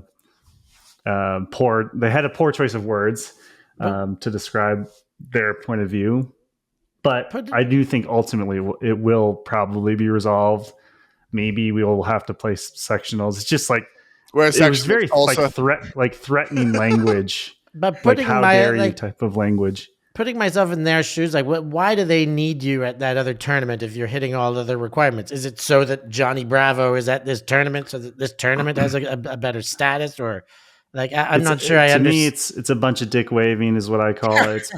It's power. It's like we don't like UFA. We don't like when you. So it's mostly because what the excuse is. Well, it's like when your parents say like, when I'm streaking on stream. No. I'm streaking live. Ulti-World. I'm sorry, Ulti-World. I'm streaking.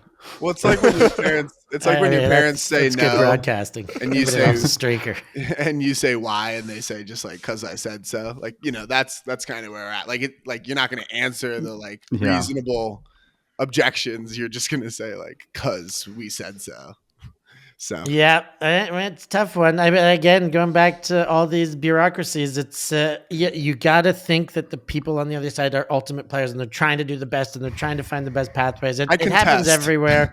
Europe is implementing a near USA like system with their qualifying, and I think it's going in the right direction. They're having some hiccups and difficulties, but same thing. Like a lot of Nordic teams basically didn't go to the European Championship because the qualifiers were all in the south and they couldn't afford to get there, and there was no Finns and very few Swedes and this kind of thing going to the championship because a new system with new requirements were difficult. But you got to try and give benefit of the doubt where possible, but at the same time there's you got to sniff I contest. out what's right. Let's send it back. You got to sniff out what's right for yourself. Hey, accept or I didn't accept. see it. Let's send it back. No, we got no observer ruling here.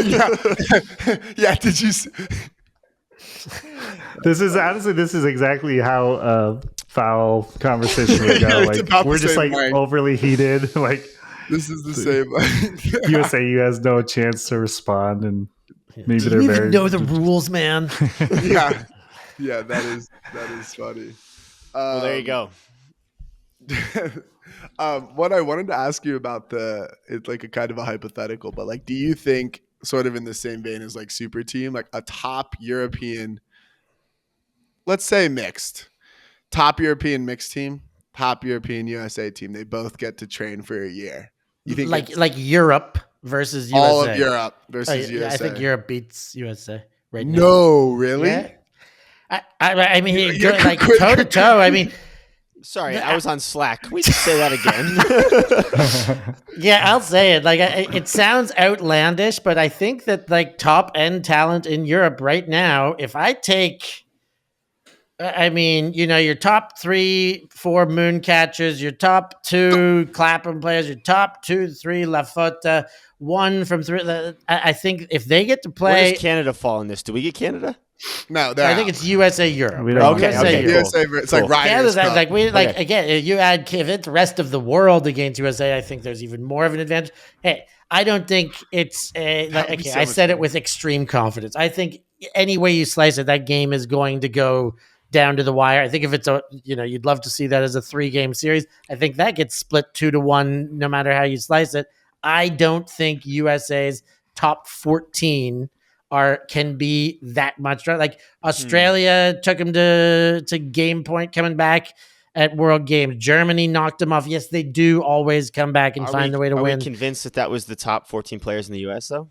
Well, but then I mean, are you Sorry. are you convinced that the USA is getting it right enough to That's a hire good the point. right people Yeah. to make these choices? Yeah. Now, and that's another I think- bureaucratic dimension of the sport is who is picking these teams. I think something really interesting about this is I don't know if I think, but do you think that choosing the European team would be easier than choosing the USA team? I think it probably would be. I think if they let me choose, it'd be. I got that sorted out in 10 minutes. Yeah, I think But- like in general, like because of the depth, like I think there's a bigger gap in Europe from like the obvious top players to the other players. Where in the US it's like you were saying, like, well, we could pick 4 teams of single gender. So I think the difference there is really, really small. And I it'd be agree much with you harder to there. choose, yeah. Like I think it would you think of European Championship tournament, 8 or 16 teams in 3 divisions. The overall talent level is not as deep as it is in the US, and I guess selection wise that would make it a bit easier. But again, I think at the top level there. And I do think some of these teams, and you're going to see it US Open this year, there's Clapham's going over, Mooncatchers are going over, La Fota's going over, Shout's going over in the women's division. Like there's a bunch of US teams or European teams going over that I don't think like I would throw my money down and say they're going to win the tournament, but I think they're all going to be very competitive. I don't think anyone's going to get blown out of the water. No. And Really? I think that as you alluded to, being able to recognize the talent, the top end talent is that much easier in Europe because they stand out more as which teams that you automatically gravitate to go find that talent is easier. Like, Mooncatchers, La Fota, and Clapham. Is good. Clapham, Really? is good. Clapham is good, yeah. Really? Yeah, those 3 teams I can pick Yeah. 70% of your roster from easily, maybe more. On the open side right now, Groot women, Shout women, Jinx women. There's 3-4 teams. It is I mean, I had this chat with Charlie Eisenhood that is European Club Ultimate becoming a arms race right now, where it's like any player that starts getting good in a small country, in Estonia or Latvia or Sweden or Finland, and they're not going to put in and develop their country or their club team, they're just going to go play for these top teams, and that's what's happening. And it's That's like getting in the US harder and too, harder though. for anyone to knock off these top It is 3, like the 4 US. teams. Yeah, Yeah, happens it's in, like US probably a microcosms, decade or so behind. Yeah. Like, hey, Revolver. Give me your 7 men that you'd pick from Europe. I'm curious. Don. Yep. Easy. Arvid Orlovsky's. Yep. Sorry. Arvid Karklinch. Yep. He's Tobe Dukrane. Yeah. Declana. I think. Well, I mean, Tobe he's on Boston now. Like, isn't he Tobe. ours? I can have Don, I mean, Don. Give him they, Tobe. they can have him. Yeah, they can have him. Yeah, I'll take him. Let him in. I still take. See, it's tough enough.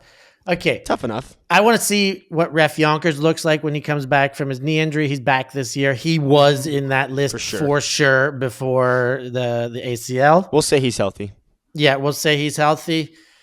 Clapham boys, like I'm probably taking Connor McHale, but again, that depends on team. Him and Don play quite similar stylistically.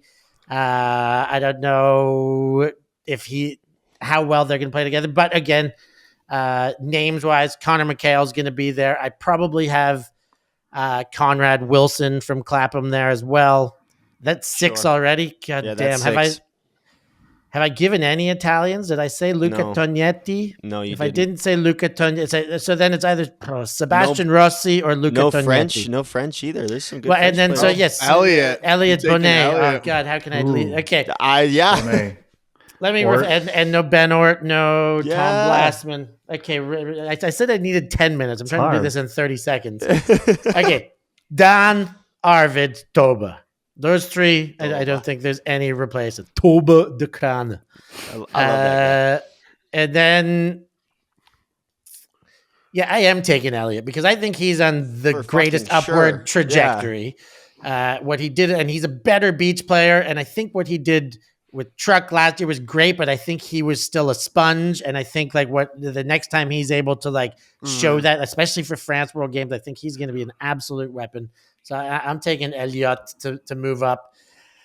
I was having this discussion today who the best Italian is, if it's Seba Rossi, if it's still Pingu, who's Tognetti, Barsazzi, but he had a season last year where he kind of bounced around a little bit too much. So I'm not gonna buy into him. And I'm gonna take him and Ref out because they got a bit too many question marks. So I will say Sebastian Rossi, that's my 5.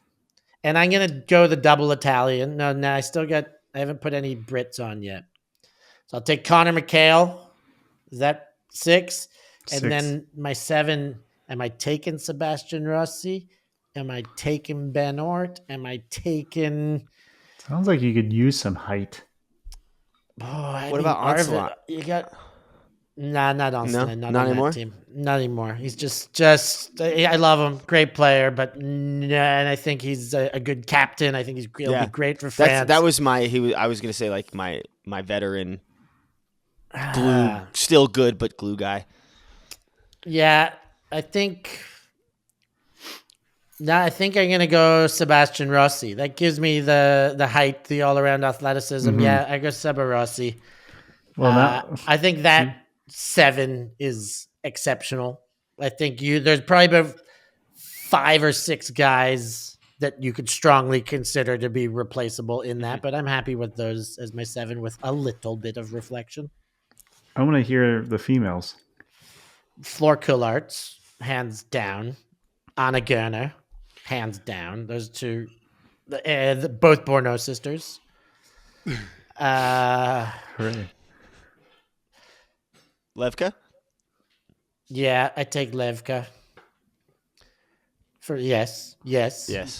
Then it's like, there's so many. Christina Tolusta. There's Aurora Leshnik. There's Camille Blanc is probably who I'm taking. So of all those names, Who just Camille got posted Blanc. on the super team one? I just saw someone got posted. That was on Kristina Tlusta. Czech. Okay. She's played with a team called East Bloc. She is like Levka. She plays a very similar game to Levka. She's younger. Levka plays more confidently and a bit more powerfully, but the speed and her give goes are incredible. Her catch and release incredible. Aurora Leshnik, I'm gonna take. I don't know if you've heard that name. She played Sixers last year just for USA.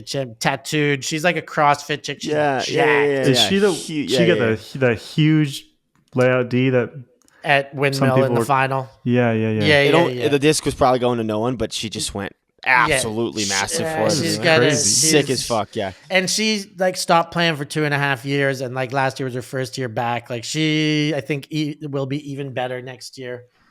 So that's still 5. I didn't take Tulusta. There's Sarah Eklund to consider. Lola Dam should be considered. She's a defensive specialist. I haven't said Irena Scazzieri, who was the top scorer on the national championship team in the US. I don't know. I feel like US is just cooking them. I feel like US is cooking them. I feel like too. we're just cooking them. Is the MMPs or the FMPs deeper in Europe? Do you think the thumps or the mumps? I mean, depth for sure. Like how deep I can go to keep picking. Or the depth of 7, like that. That's the specificity I need on that question. Is it the depth of 7 or the depth of like who I can choose from to make 7? Because obviously there's more men still playing in Europe. I think there's more men globally. I think if I make this list of 7, I was kind of thinking like 7, like which side of the team is going to be stronger. I think they're going to be pretty even. Pretty close. I think the female matching players would be slightly stronger than the male matching players. Slightly. I think so too. Yeah, that's kind of what I was thinking too. Yeah. I think the US is. Yeah. Hey, listen. It's. I think Bravo. I think Bravo's I'm cooking shooting them. for the moon here. I'm shooting for the moon. Yeah, if we have 14 Bravos out there, we're cooking them. Yeah, we're cooking them.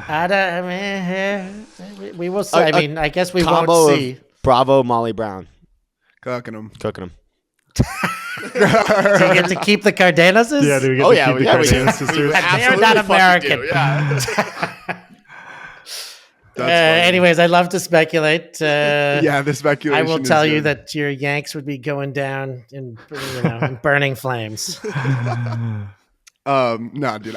We would. Oh, that reminds me. What do you think of? Don't you think it's funny that? Well, actually, first I'll ask the question. What do you think the biggest differences between European Ultimate and American Ultimate are? Like, what stands out to you? Physicality. I think U.S. players are globally bigger. I think gym life is more a part of more U.S. players, and I think they use it on the field more. Like the box out is probably what U.S. players have across. Not you, dude. You got to bulk up there, Kins. You got to go on the Rappazzo diet. We should do a shirtless pod one of these days. Yeah, we're doing it. Yeah, dude. Crazy you would even body say reveals. that stuff. I'm in. I've got to be in the upper Invite me back for that percentile of ultimate players weight wise. Yeah, so I do think U.S. players have a stronger physicality, and then I guess it's overall IQ is the thing. There's more U.S. players who've been playing for way longer, that they're not kind of learning on the fly. They're not kind of learning as a player who gets hey, I'm athletic. I'm on a team that wants me to be a contributor right away, and I'm just going to use my main strength, my main attribute to give to the team and learn as I go. I think there's way more U.S. players that have started younger and have a full game IQ. They have depth and strategy and tactics that goes around, and they can kind of they're certainly way more adaptable to way a greater range of potential situations that they might see on the field. So yeah, I would say that physical, strength, power, Yeah, appreciate that. Yeah. Strength and smarts. Good God, what am I fucking feeding you guys? Yeah, we got a pretty good education system over here. I was really glad that you said that because I was thinking about how I think it's really funny that like US is kind of known for like being physical. Sometimes they're like, oh, spirit, like it's like too dangerous. And your boy Don comes over from the Belgium, Just murdering people. Yeah, red cards all over the shop. He gets thrown out of the game. I haven't seen someone get thrown out and not be able to play the first half since, I guess, Johnny Mansfield. But that's different. So maybe he just went to the wrong team. Maybe he got corrupted by the machine culture, which is to both sacrifice. Players. Interesting. Sacrifice one of our own. Sacrifice one of our own for the greater Don good. told us that what he had to get used to the most still coming over the States is the physicality, even though last year he was the physical enforcer. He was I the think, brat. like, to he Steph's point, pest. like Steph did say, it was more of like a consistent like gameplay physicality, where Don was just being a little reckless. A little reckless. I can't wait for him to play in the UFA and just get wrapped up on every cut. Like that'll be an adjustment. Yeah, he's young too, and I do think that like for him that was probably some part of like his adjustment and like trying to overcompensate perhaps for if he felt it as a physicality, then there's probably some notion that he was like, all right, if that's the way it is over here, I'm gonna to try and counter it, and maybe just get a little ahead of himself. That definitely trying like, fires to be you over up physical too. Like if you feel like you're being like played against, like over physically against, like you get a little fired up, and I'm sure that like played into just like not thinking and processing it quite as well as he should have. Like that happens to me all the time. I think he just has to work on like his deceleration. I just feel like he was just running into people after they caught it. I'm pretty sure he's got the physical capabilities for good deceleration. I don't know if it's I don't know. He was maybe it's just conditioning. Maybe he was just the handbrake. Seems like he was just running into people accidentally. What was it? Oh yes, I have a rule change I want to run by you, Steph. Because now that I'm thinking about that machine game, yeah. What do you think about foul limits as a concept in Ultimate? You ever thought about that before? I think I've had this conversation. Like, again, is that like within the game over the course of the tournament? Is that by player? Is that by team? It gets tough. I mean. It's like in the NFL, like your coach's challenge, kind of like you get it once. If you get it right, you get to keep it. If you get it wrong, you lose it. I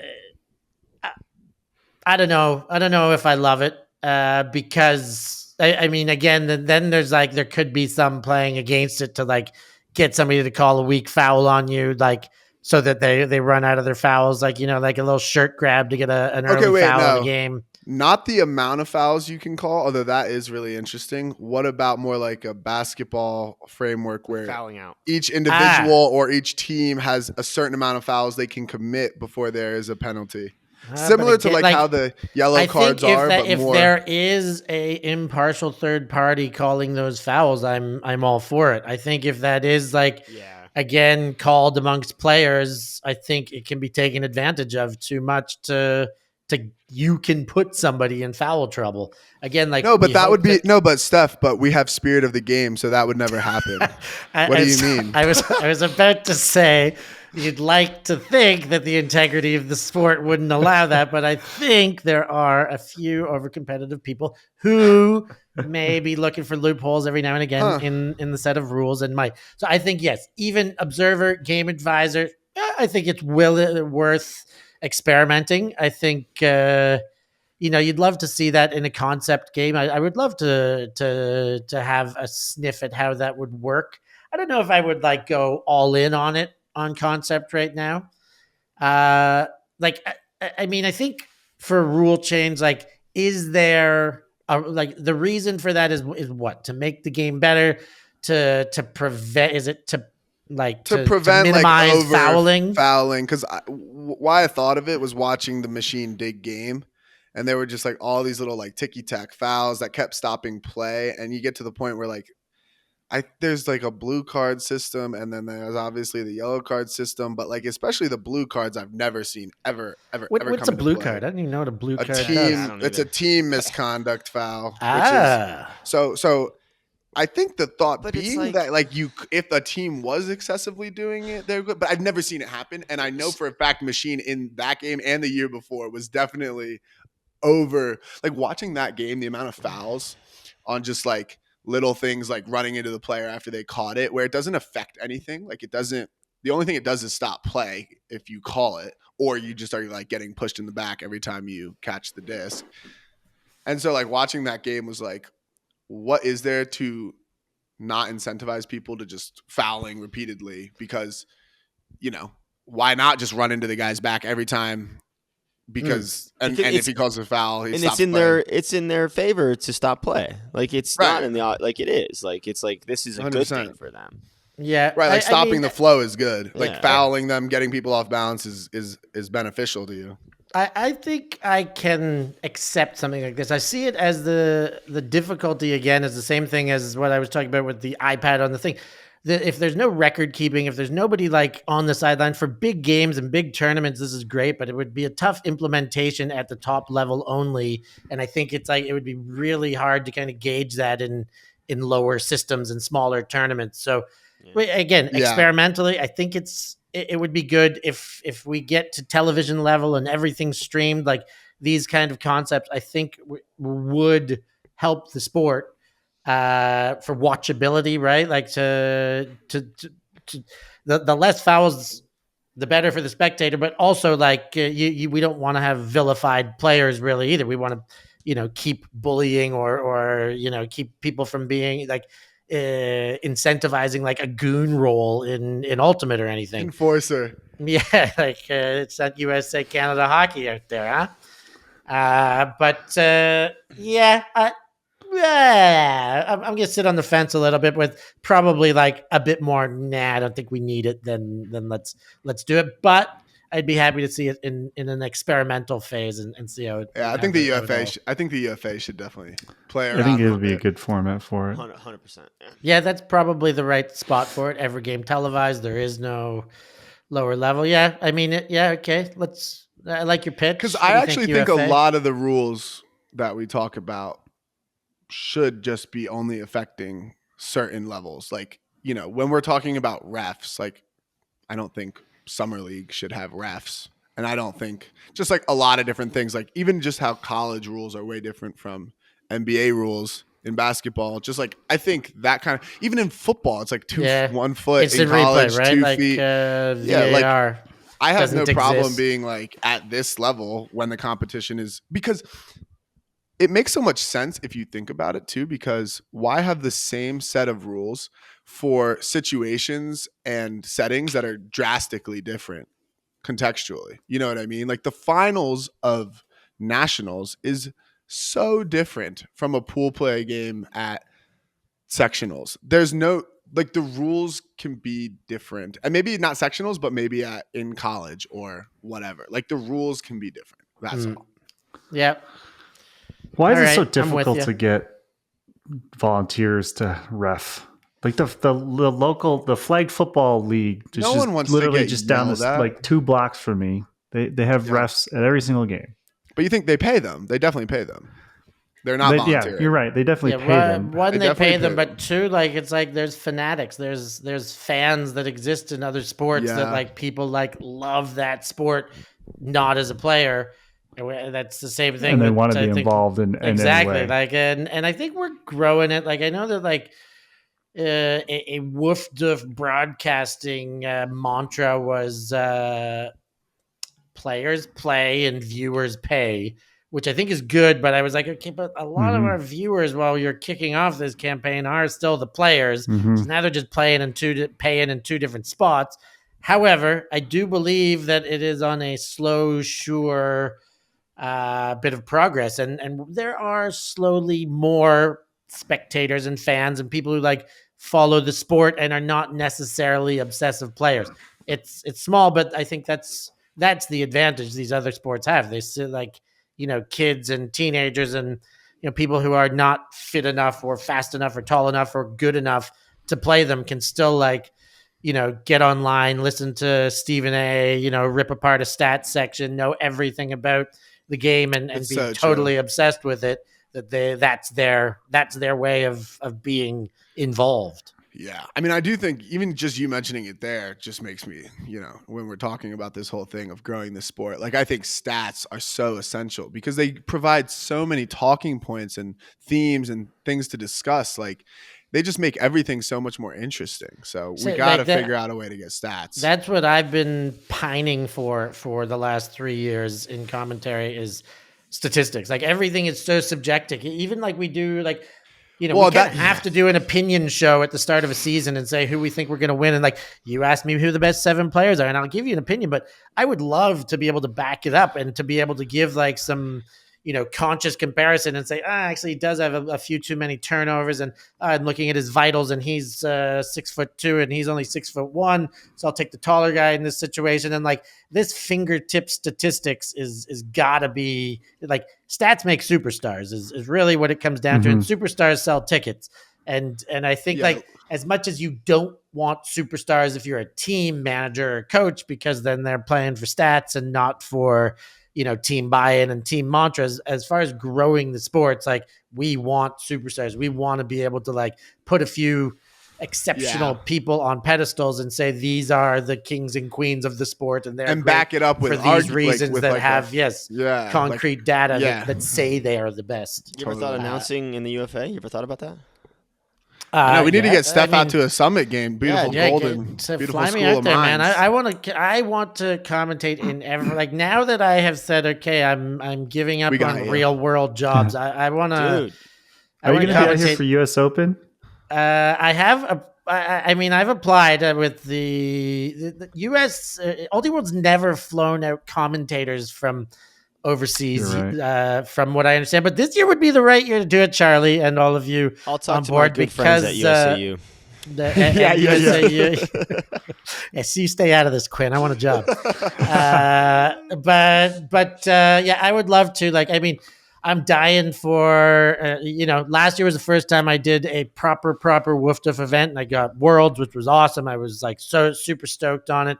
It's there's a lot of politics involved in who gets it. There's always the people who are the best, and they've done it this year and they did it last year. So of course they're going to do it next year, and you got to kick some doors down. We should chat about this a little bit more because it's not like we don't have any money to help. Okay, maybe we have some resources. We have some resources to help potentially, but since Mooncatchers are coming, all this great international presence, and we now have some good friends on Mooncatchers. Right, let's actually make it international. I imagine a lot of the people that we were talking about who are coming together in that sort of confluence of passionate people in, I guess, whatever we call this Frisbee media, will be here. I think Benson's going to be here. Jim lives here. Let's set up a round table of people who are like-minded in what we're doing. Yeah, a council. I wouldn't be surprised if Rowan's going to be here. One of our trainer, Brian Nevison, is going to be here. There's just going to be a lot of people. I feel like it would be a good opportunity for collaboration for us to just hang out. Let's start a club. At a minimum brainstorm, but amen. I'm open to any and every opportunity to be able to talk Ultimate, to be able to commentate Ultimate. I love it. I think it's good. I think I bring a lot beyond the fact that I sound like a buzzsaw cutting through your cranium when I get going. But I have, I think, I get pentameter and pace, and otherwise, I think I have as good of a worldly knowledge. Totally. That's what I was gonna say. As anyone out there, and I think to that end, that's what I try and sell for international events. When I'm talking to, I really do enjoy listening to you for a lot of reasons. Not only because of your banter, but I really can't tell where you're from. Maybe it's because you've been to so many places, but it just for whatever reason that makes it feel more like you're tied to the world, I guess. Like you've seen it all. and you know who everybody is. That's why I think it would be a great idea for US Open, because I don't know what commentators they're going to get, and they can obviously do research and stuff. But like for you, it's just, you have this understanding of like a more international scene. And I really like that because, especially being here, like I'm just in the US bubble. I don't really know half the players that you listed, to be honest, like of people you were naming. And I want to, and I also think it's good. I think I get a lot of excitement out of it. I think it could open the eyes to a lot of other people who are just watching the sport. If they hear about all these other great players that they aren't familiar with, and they start to watch them a little bit, and they, you know what I mean? Like, I think that's good for the sport. Well, I love what you guys are talking about. And now, like, speaking in the, to the other sense, like last year, Paul Larders came over and played with the Mooncatchers and played European Championship. Like, I think we need the same thing. I think like that kind of reciprocity like goes so far for everything we've been discussing over the course of this pod, but mostly like, bringing the ultimate world together and US teams having a chance to be better and swing harder and fight for the US title, and then bringing that back over and having like, it's the end of your season. Like, it's not even a season. Like Paul did it great last year, but he came over 2 or 3 times, but I'm sure there's a bunch of teams that would take you guys to come to Poland this year in October, bolster 2-3 players onto a roster and go swing for a title, a European title. Like these things are all Quinn, possible. We should do that. And it's, if anyone's it's easy. listening, and Poland's awesome. Poland's I love going to Poland. Steph, I mean, I have a guest room. I live less than 20 minutes from the US Open fields. I live about 20 minutes away from where Summit plays. So maybe you could make an extended trip, and we could figure out a way for you to commentate both. Amen. We're gonna find a way. Let's. I like where this is starting off. I am willing and able. So.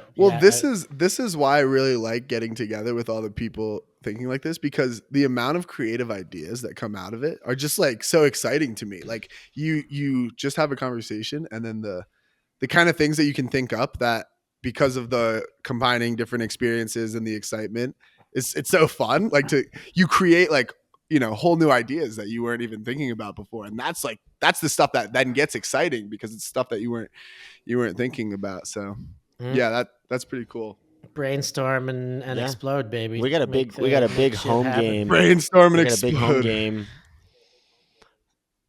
Big home game against Seattle, like end of July, like right before US Open. Oh yeah. Dude.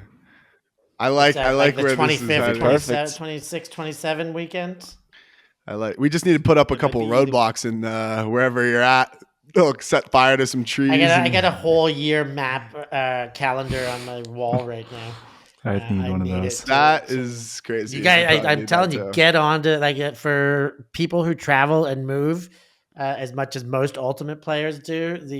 I did it last year for the first year. I have like the 1 meter calendar on the wall. Best move I've ever made. That's like awesome. Just everything is easily referenceable and always kind of in my face. Like, oh yeah. A calendar like that may have saved 1 or 2 of my relationships. Classic. In hindsight. Yeah, that's a good play. Like my April coming up is mental. Like we're going to Dubai to shoot the first time ever in Africa, but we're doing Dubai invite. Don Demaray and Seb Rossi are being flown over to play on one of the Dubai teams, and Ulti TV's going over. Then I go straight to Portugal. I got 6 days there coaching for some like British spring break tour thing. Then we go to Paganello in Rimini. And you guys know about this super team going to Paganello Copatanga? Have you heard of? I did. Lisa P told me about it. It's the return of Bo. I am Peter Nia's strategist and no, I'm not a strategist. I am his consultant for recruiting. But I basically got him the Cardenas twins. So they're female matching players for this beach team that's going to play in Italy and then Barcelona for 2 tournaments. They're going to wipe the floor with the people there. That will be streamed, so get on and watch it on Ulti TV. Manu Valle, Claire Trope, Claire Chastain, Lisa P, Angela Zhu, And then two of the best players I mentioned from Europe, which is Aurora Leshnik and Carmen Lagala. Damn. And then on the men's side, they got Elliot Bonet, Christian Boxley, Chris Kocher, Jimmy Mickle, Bo Kittredge. And then I think they're Let's go Buffs. waiting on one more. And then Peter Nia plays with them, who's A lot of he old runs heads. light A speed. lot of old heads on the men's side there. Yeah, I think the ladies might carry a little bit more, but they still got some pretty handy dudes too at the. And wait, at the top. what's this thing going on in Dubai that Don's getting? Dubai is Dubai Invite. It's a tournament called the Dubai Invite that is, like the first time they've kind of run a tournament. They did one last year and it was tiny, and they've got it up to 16 teams this year, and it's they're kind of sending some people over. China Invitational. I got a call from Jason Lopez 2 days ago, and he's like, "Hey, this team from China wants 3 moon catchers. Can you hook me up?" And I was like, Why the fuck are these moon like? I know. Anyway, it makes all me expenses jealous. paid. So he's getting Arvids, Ben Yonkers, and maybe You got to Ref be the if big he's fish in available. a little pond. It sounds like. I guess, This or is they what want I'm Europeans. I don't know why they're not that's what I'm sending saying. Americans. It bums me out. Like when I was talking to Don in Hawaii, because he's telling me about his. And Don's a phenomenal player. Don't get me wrong, but it just makes me want to get in the right circles, I suppose, because You're like coming, Kins. I'll get you on the next recommendation. Well, super team. too, You got Quinn, us on you the too. super team. You guys are. That's the next one. You're like, moving from up on the. You're moving up to We're the gonna make short this list here. happen. You're moving up to the From a- short list. from a The skill longer I perspective. talk to you, the higher your chances are getting. longest pod ever. Here we go. Marathon. Buckle up, everybody. 5 hours. we don't hang up until Steph commits to Quinn and I on the super team. In signature on paper. No, I remember talking to Don about like his union stuff, and then hearing about this, and I'm like, I gotta get in contact with the right people. Because I mean, Chinese Ultimate's where it's at. We're like, so my exchange for giving them these 3 people is like, I want contacts of the people who are paying for this and sponsor these tournaments, and I want to talk to the sponsors. And they gave it to me, but then I had to install WeChat on my phone, and now I can't fucking work WeChat. So they've sent me all these group messages, and I get screenshots they're sending me. But I was like, I'm not getting this, so I got to take a class on how to use WeChat, like after I get off the phone. But I mean, but Chinese Ultimate is for me the next horizon, like the next frontier, huh? Yeah, the next frontier. That's it. Sorry, but Star Trek in here. But there's money going through Chinese Ultimate, which is like, and production quality. Rush. They're putting great production quality on it. I'm really interested to see what happens at the World Games. Of course, I want a job at the World Games, but like, I can't wait. I'm very, very interested. I want to have, I might want a Chinese player on Super Team, maybe not for how well they'll play, but to get Chinese spectators onto the broadcast, onto the production. American Chinese. Well, couple things. Will you bring me the market, Mikey? Couple Hey, things. people like to look at me. They can relate. One, I think we've had enough World Games talk here. We can just put that in the past. World Games broadcast though, because that was the best. You're still going. Nope, you're still doing it. The best viewing Ultimate that there has. Like for me, that's the best ingestion of Ultimate. You get to watch one game at a time. You get to watch every single game. You know the players by the end of it. Yeah, you guys could really have been. Yeah. You guys could have been them. Yeah, we could have been there. Yeah, let's point fingers now. All right, I'll stop. No more World Games. You were talking about Kolakovic's team at Windmill earlier, Mikey, and I actually really liked his concept because what he's doing is a kind of a mix of a super team. Also, he's going to invite maybe a quarter of the team is going to be people from countries where Ultimate isn't as big. So kind of like an opportunity for them to play with like really good players and like then learn and bring stuff back to their community. So I think that I was like, that's a fantastic idea, Nathan. So that, and then the last thing I was going to say is just like, for all these people who are just flying players out, like I promise you, Quinn and I are better and cooler. Like I swear to God, we're better. Like just look at the stats. Hey, Jason Lopez, if you're watching this, I'll send him a clip. Clip this one up. I'll send it to J-Lo. Just look at the UFA stats. I mean, come on, where we actually have them. We'll see what Don's are. 8 yellow cards. He's gonna score 1 million goals though.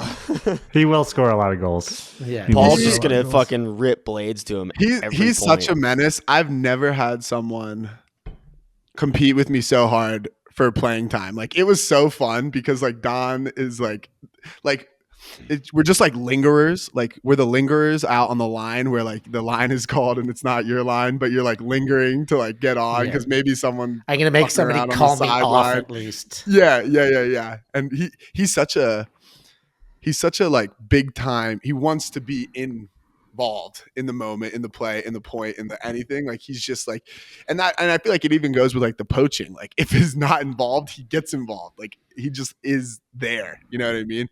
It was very cool. And I honestly, He's not having an impact. He's fouling people. It's Yellow cards.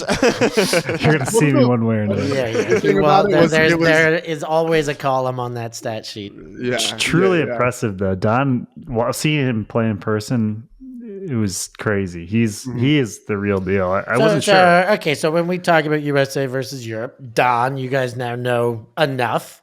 Like where does he rank if you top 10 a US MMP list? I mean, like where do you put Don in on that list right now? I mean, I left Hawaii thinking he could Is be in my he in the top 10? Is he in the could top be 10? in my top 10. I think. yeah, I the think top he 10, is. yeah. I think he is, especially if I'm thinking. I mean, this is the thing that we're saying. It's like I don't know because it's just fucking picking people It's that are on hard. good teams. Yeah, that are I mean, good. there's like 25 people who could be He's in the like- top 10 he's list like in the really US. Yes. similar to Box to me, to be honest. Like him and Box are like really, No, he's similar. he's more versatile, I think, than He's Box. Yeah, I've definitely only has seen Box play a bigger little bit and on throws. TV, but yeah, that's Like what I was because gonna say. Box, I think hucking yeah. Don is a bit more It's dangerous. more like hucking. I think Don is better in the air too. he's a unicorn. Yeah, he's different. Box is quicker. But yeah, there's no doubt you can make really? a case for him in the top 10, 100%. Yeah, It's not a doubt. definitely. And How old is he? and- 22. Yeah. No, 25. No, really? He Or was 20. younger He than- can't be. He's not playing under 24s. Well, I think coaching he told under us 24s. he was maybe about to turn 25. I think he was younger than I. So he's recall like than he's I- like a than I thought. 2000 or something. Yeah, Yeah. something like that. Okay. Yeah. Oh, But that's yeah, all. That's all. Kins and I are 98, so I thought he was like younger than me. Yeah, maybe a couple years younger. He's a than couple you. years. He's a couple years. I mean, he was very good, but yeah. Yeah. Yeah. All right, sick. Yeah. Very sick. The last thing I wanted to talk about on the pod, because I said I wanted to talk to Steph about it, was Well, and we're keeping The him on food because we're gonna journeys. get the yeah. and we're keeping him on it. Yeah. And we haven't got a signed contract yet. So We got to We're eclipse just gonna the keep 2.5 going. hour mark. Yeah. yeah. But I did want to talk to you about your passion of food, because we've never Yeah. talked about food on the podcast before. It's definitely something I share a love for. Hearing your story definitely makes sense because you've gone to all these different places. You must have tried so many different, types of cuisines, and like clearly you have a big appreciation for it. So I just want you to touch on that, like your love of that, how it ties in kind of to your ultimate stuff. And Yeah, very happy to. It's like I'm gonna end up plugging myself doing it, but I don't know. Like I grew up in a Italian family. My I get to preempt that there was no incest going on, but my mother and her Okay. cousins called themselves double cousins Thank because I'll take your word for it. yeah, I'll take your word for it. two brothers married two sisters. So the kids of them were like double cousins on both sides. Okay. And those kids all is it okay? Like, so you and your brother married two sisters, if any of you have Oh. brothers. Okay, so and then That's your a little kids and their kids are all kind of cousins. So my mom is one of this group of cousins, and they're It's when kind of by the time they were living in Canada, they had like their backyards connected, and their backyard was this massive garden. Family they first. so we would always go to my grandparents' place and my great uncle and aunt's place, and we'd be in the backyard and like picking tomatoes and making sauce or like rolling sheets of lasagna. But like it was always like a food project that we were like suckered into, but it was like we didn't mind because it was like this big family project. So Yeah. that's kind of like where why I love like not just eating but also like kind of making food. And I was never Mhm. really like a classically trained chef. I worked in restaurants at every single level, like from high school up. I was, dish pit, line chef. I've been bartender. I've done a bit of everything, even security to some end. I'd done at a couple bars. Yeah, it's funny. You look more like a back of house person, but you act like a front of house person. Yeah, I don't know. Anyways, when I quit everything, like like I tried to pursue real life jobs, and it was always like food was like, okay, this will like help me get there. And then it's like, no, like I actually want to do this. I quit teaching, opened a food truck, Pazzo Panini, and I made veal sandwiches, meatball sandwiches, and slung those in the Gold Coast. That led me to kind of going to Nicaragua, having this chance to open a restaurant. And I was like, I didn't know what the hell I was doing, running my own restaurant. I didn't speak Spanish when I got there, and I got to do that. It was basically all my mom's recipes. I was just cooking mom's recipes. Like I'll always call my mom, like, how do you do this again? And like, kind of doing that to sling food. I bought an ice cream franchise while I was in Nicaragua, Kiss Me Ice Cream, which was pretty big in the big cities. And the dude, Ben George from Texas, played Ultimate and was at a tournament. And he's like, oh, you're like, I was pretty good at Ultimate in Nicaragua and whatever. He was like, oh, talking to me. And I was like, yeah, I got a restaurant. I got an ice cream shop. And we forged a deal and I sold his ice cream out of my shop. And then by the time I moved to France, like I didn't speak French, and the only thing I could kind of do is work in kitchens again. And I, went to flipping burgers at first when I first lived in Paris. For a short time, I was teaching English on the side, and then another strange contact through Ultimate. An Italian dude from Bologna, when he was in Australia, he moved to Australia to open some gelato shops. And at the time, we did a couple of events together with my panini and his gelato. He got headhunted by a super chef, a man called Alain Ducasse, the most Michelin-starred chef in the world. He has 30. So he got headhunted to open his gelato division. And so I was like his first employee. He's like, dude, are you in Paris? Like, I think I'm going to move to Paris and open this Ducasse's gelato business. So like we took over a stadium, l'Arena de la Défense, but Eastern Paris. We took over the stadium during COVID when it was shut down. His Ducasse restaurant. We started making like the craziest gelato ever made. Like it was like but he's like, I want my gelato to be the best. So he finds my buddy, headhunts him. He helps him buy the best equipment known to man that you can buy to make gelato. We got like 5-star chefs down the line. I was like a mover when I first started, just like lugging around equipment until they would like give me a knife eventually, and they chop some lemons. And by the time new employees started to come, they're like, dude, we're working with these dudes. And I was like, I don't know who these dudes are, but like, Pascal Ferraud and Hugues Garon and blah, blah, blah. These Frenchies that got like stars to their Michelin stars to their name were like doing hack work with me when I first started. And so anyways, we made this incredible gelato, which I'll tell you just like for reference, vanilla, base level gelato. We had les trois vanilles, the 3 vanillas, so 3 origins from Madagascar, Mexico, and Tahiti, which we had the joy because he also had a manufacturer of coffee. We would put the vanilla beans through like an industrial sized coffee roaster to exfoliate them and open them up before scraping them and then putting them into like a large pot to flambe with Belvedere vodka and cook off 40 liters of Belvedere vodka at a time in large pots, cook them off, make a paste, and then bring it up to pasteurization temperature with like milk from Normandy and cream from Jersey, like only the best to make. This was like a base level vanilla. Like I love that so much. Like crazy shit. So yeah, that's kind of and then I made a cookbook with my mother that the Mama's Italian Classics. You can get it on Amazon all over the world. I'm Make sure you go check that shit out. And then I can't believe you got the name Mama's Italian Classics. Like, yeah, there's. I think if you don't put the apostrophe in it, there's like a porn site that comes up if you search it. Or there was at some site. That's not what I was no thinking. incest. There's no incest.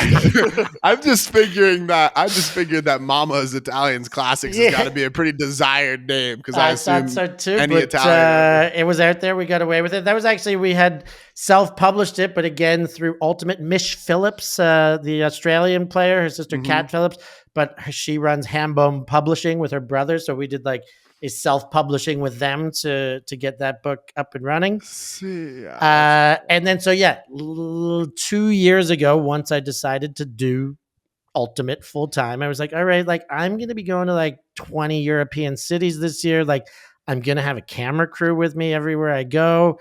I'm going to know a local on the ground, talking to the TDs everywhere I go. So I was like, I'm going to start a little YouTube channel. And it's Stef Pazzo Must Eat on Stef Pazzo YouTube. And it's starting to get a little bit of traction, but I kind of just go around being a jackass, eating some food and trying to react. And it's good old fashioned fun. I'm loving it and happy to keep putting some elbow grease into it. So thanks for asking. That is so beautiful. The two things it makes me think of, one, because I had the experience in Hawaii and I met new people, and that's even how we got connected a little bit. It goes to show that like, one, the Ultimate community is so cool because it's like tight and you can make these connections, and like the way you've utilized the connections in the Ultimate community, like throughout your whole life, is honestly like really inspiring to me. Like I just love how all these little connections have started so many different fun ideas for you. And it's just like, for me, it goes to show like the importance of like getting out there, meeting new people, because like the publishing thing, the thing in Nicaragua, like the ice cream, and these are all just like the thing in France, like little Ultimate players that you never know like what is going on, what connection might. So it's just like get out there, meet new people, like that kind of stuff. And like, maybe you'll work at like a Michelin star gelato place.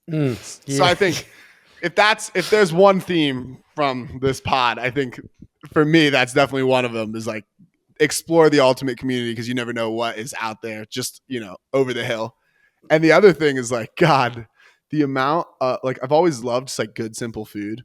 So like hearing about the vanilla gelato, which like to most people is like the most like basic thing that you could think of. Like it's vanilla. Yeah. But I love the concept of like doing something so simple like that, but doing it to the absolute extreme and getting all these best ingredients for it and going through everything that you could do for it. That's another thing that, it's food, but there's definitely probably an analogy for life there, which is just like doing that simple stuff to the absolute best that you can. Always just, makes for a good product. So. Yeah, love it, man. Yeah, we've got a pretty awesome community. You don't ask, you don't get. And I think there's, if you are asking and putting the word out with the amount of, I think anybody who plays Ultimate knows how special Ultimate is and how like we are unique as a community. And that means we're pretty unique as individuals. And it's almost a shame not to be able to like lean on the community and kind of, ask when in need, and it never ceases to amaze how many people like from Ultimate like want to be part of things and want to help out and want to like collaborate and want to make it bigger, better, and for everyone. So yeah, it's all good stuff, man. It's beautiful. Now if we can just encapture that into some art forms and share it with the world. We will get there. We will get there. It's called Mama's Italian Classics. And it's a porn do not site. Forget the apostrophe. It's a porn site. I mean, that's some art.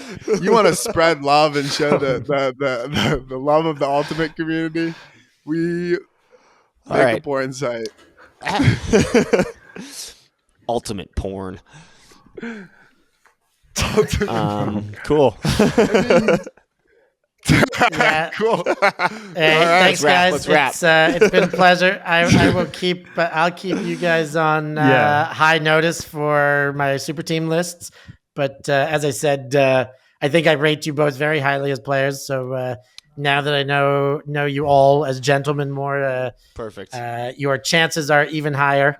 And get fucked other people on the list. As long as you're ready to fucking beat the US, because that's what this is all. I mean, there's a lot of stops along the way, but that is the ultimate goal here. We're gonna put Matty Sang and company in their place, and he already knows about it, but I'm gonna just keep letting him know about it for the months to come. But That's so hype. yeah, thank you guys all so much for having me on. Love what you do. Love Steph. this show. I think more and more people should be doing it and taking inspiration from what you guys started from such a small thing. Like watching the evolution of your shows is awesome. You guys have really turned it into like I don't know, like a little team conversation. I don't know how the origins. We can go there another day, but what seemed like pretty casual to something that you've really got the attention of the ultimate community, and yeah, you should, because you've got good stuff to talk about. Fuck yeah. Thank you. Thanks, dude. Thank Yeah, we appreciate it. Whew, All right. I feel good about that. I mean, no commitment, but we tried. Yeah. We'll get you out here to Colorado too. So Yeah, we got lots of incoming Yeah. encounters. 2025 is going to be a good one. stay tuned. Oh yeah. All right. Be seeing you. Peace out. Peace. Bisous. Thanks, Steph.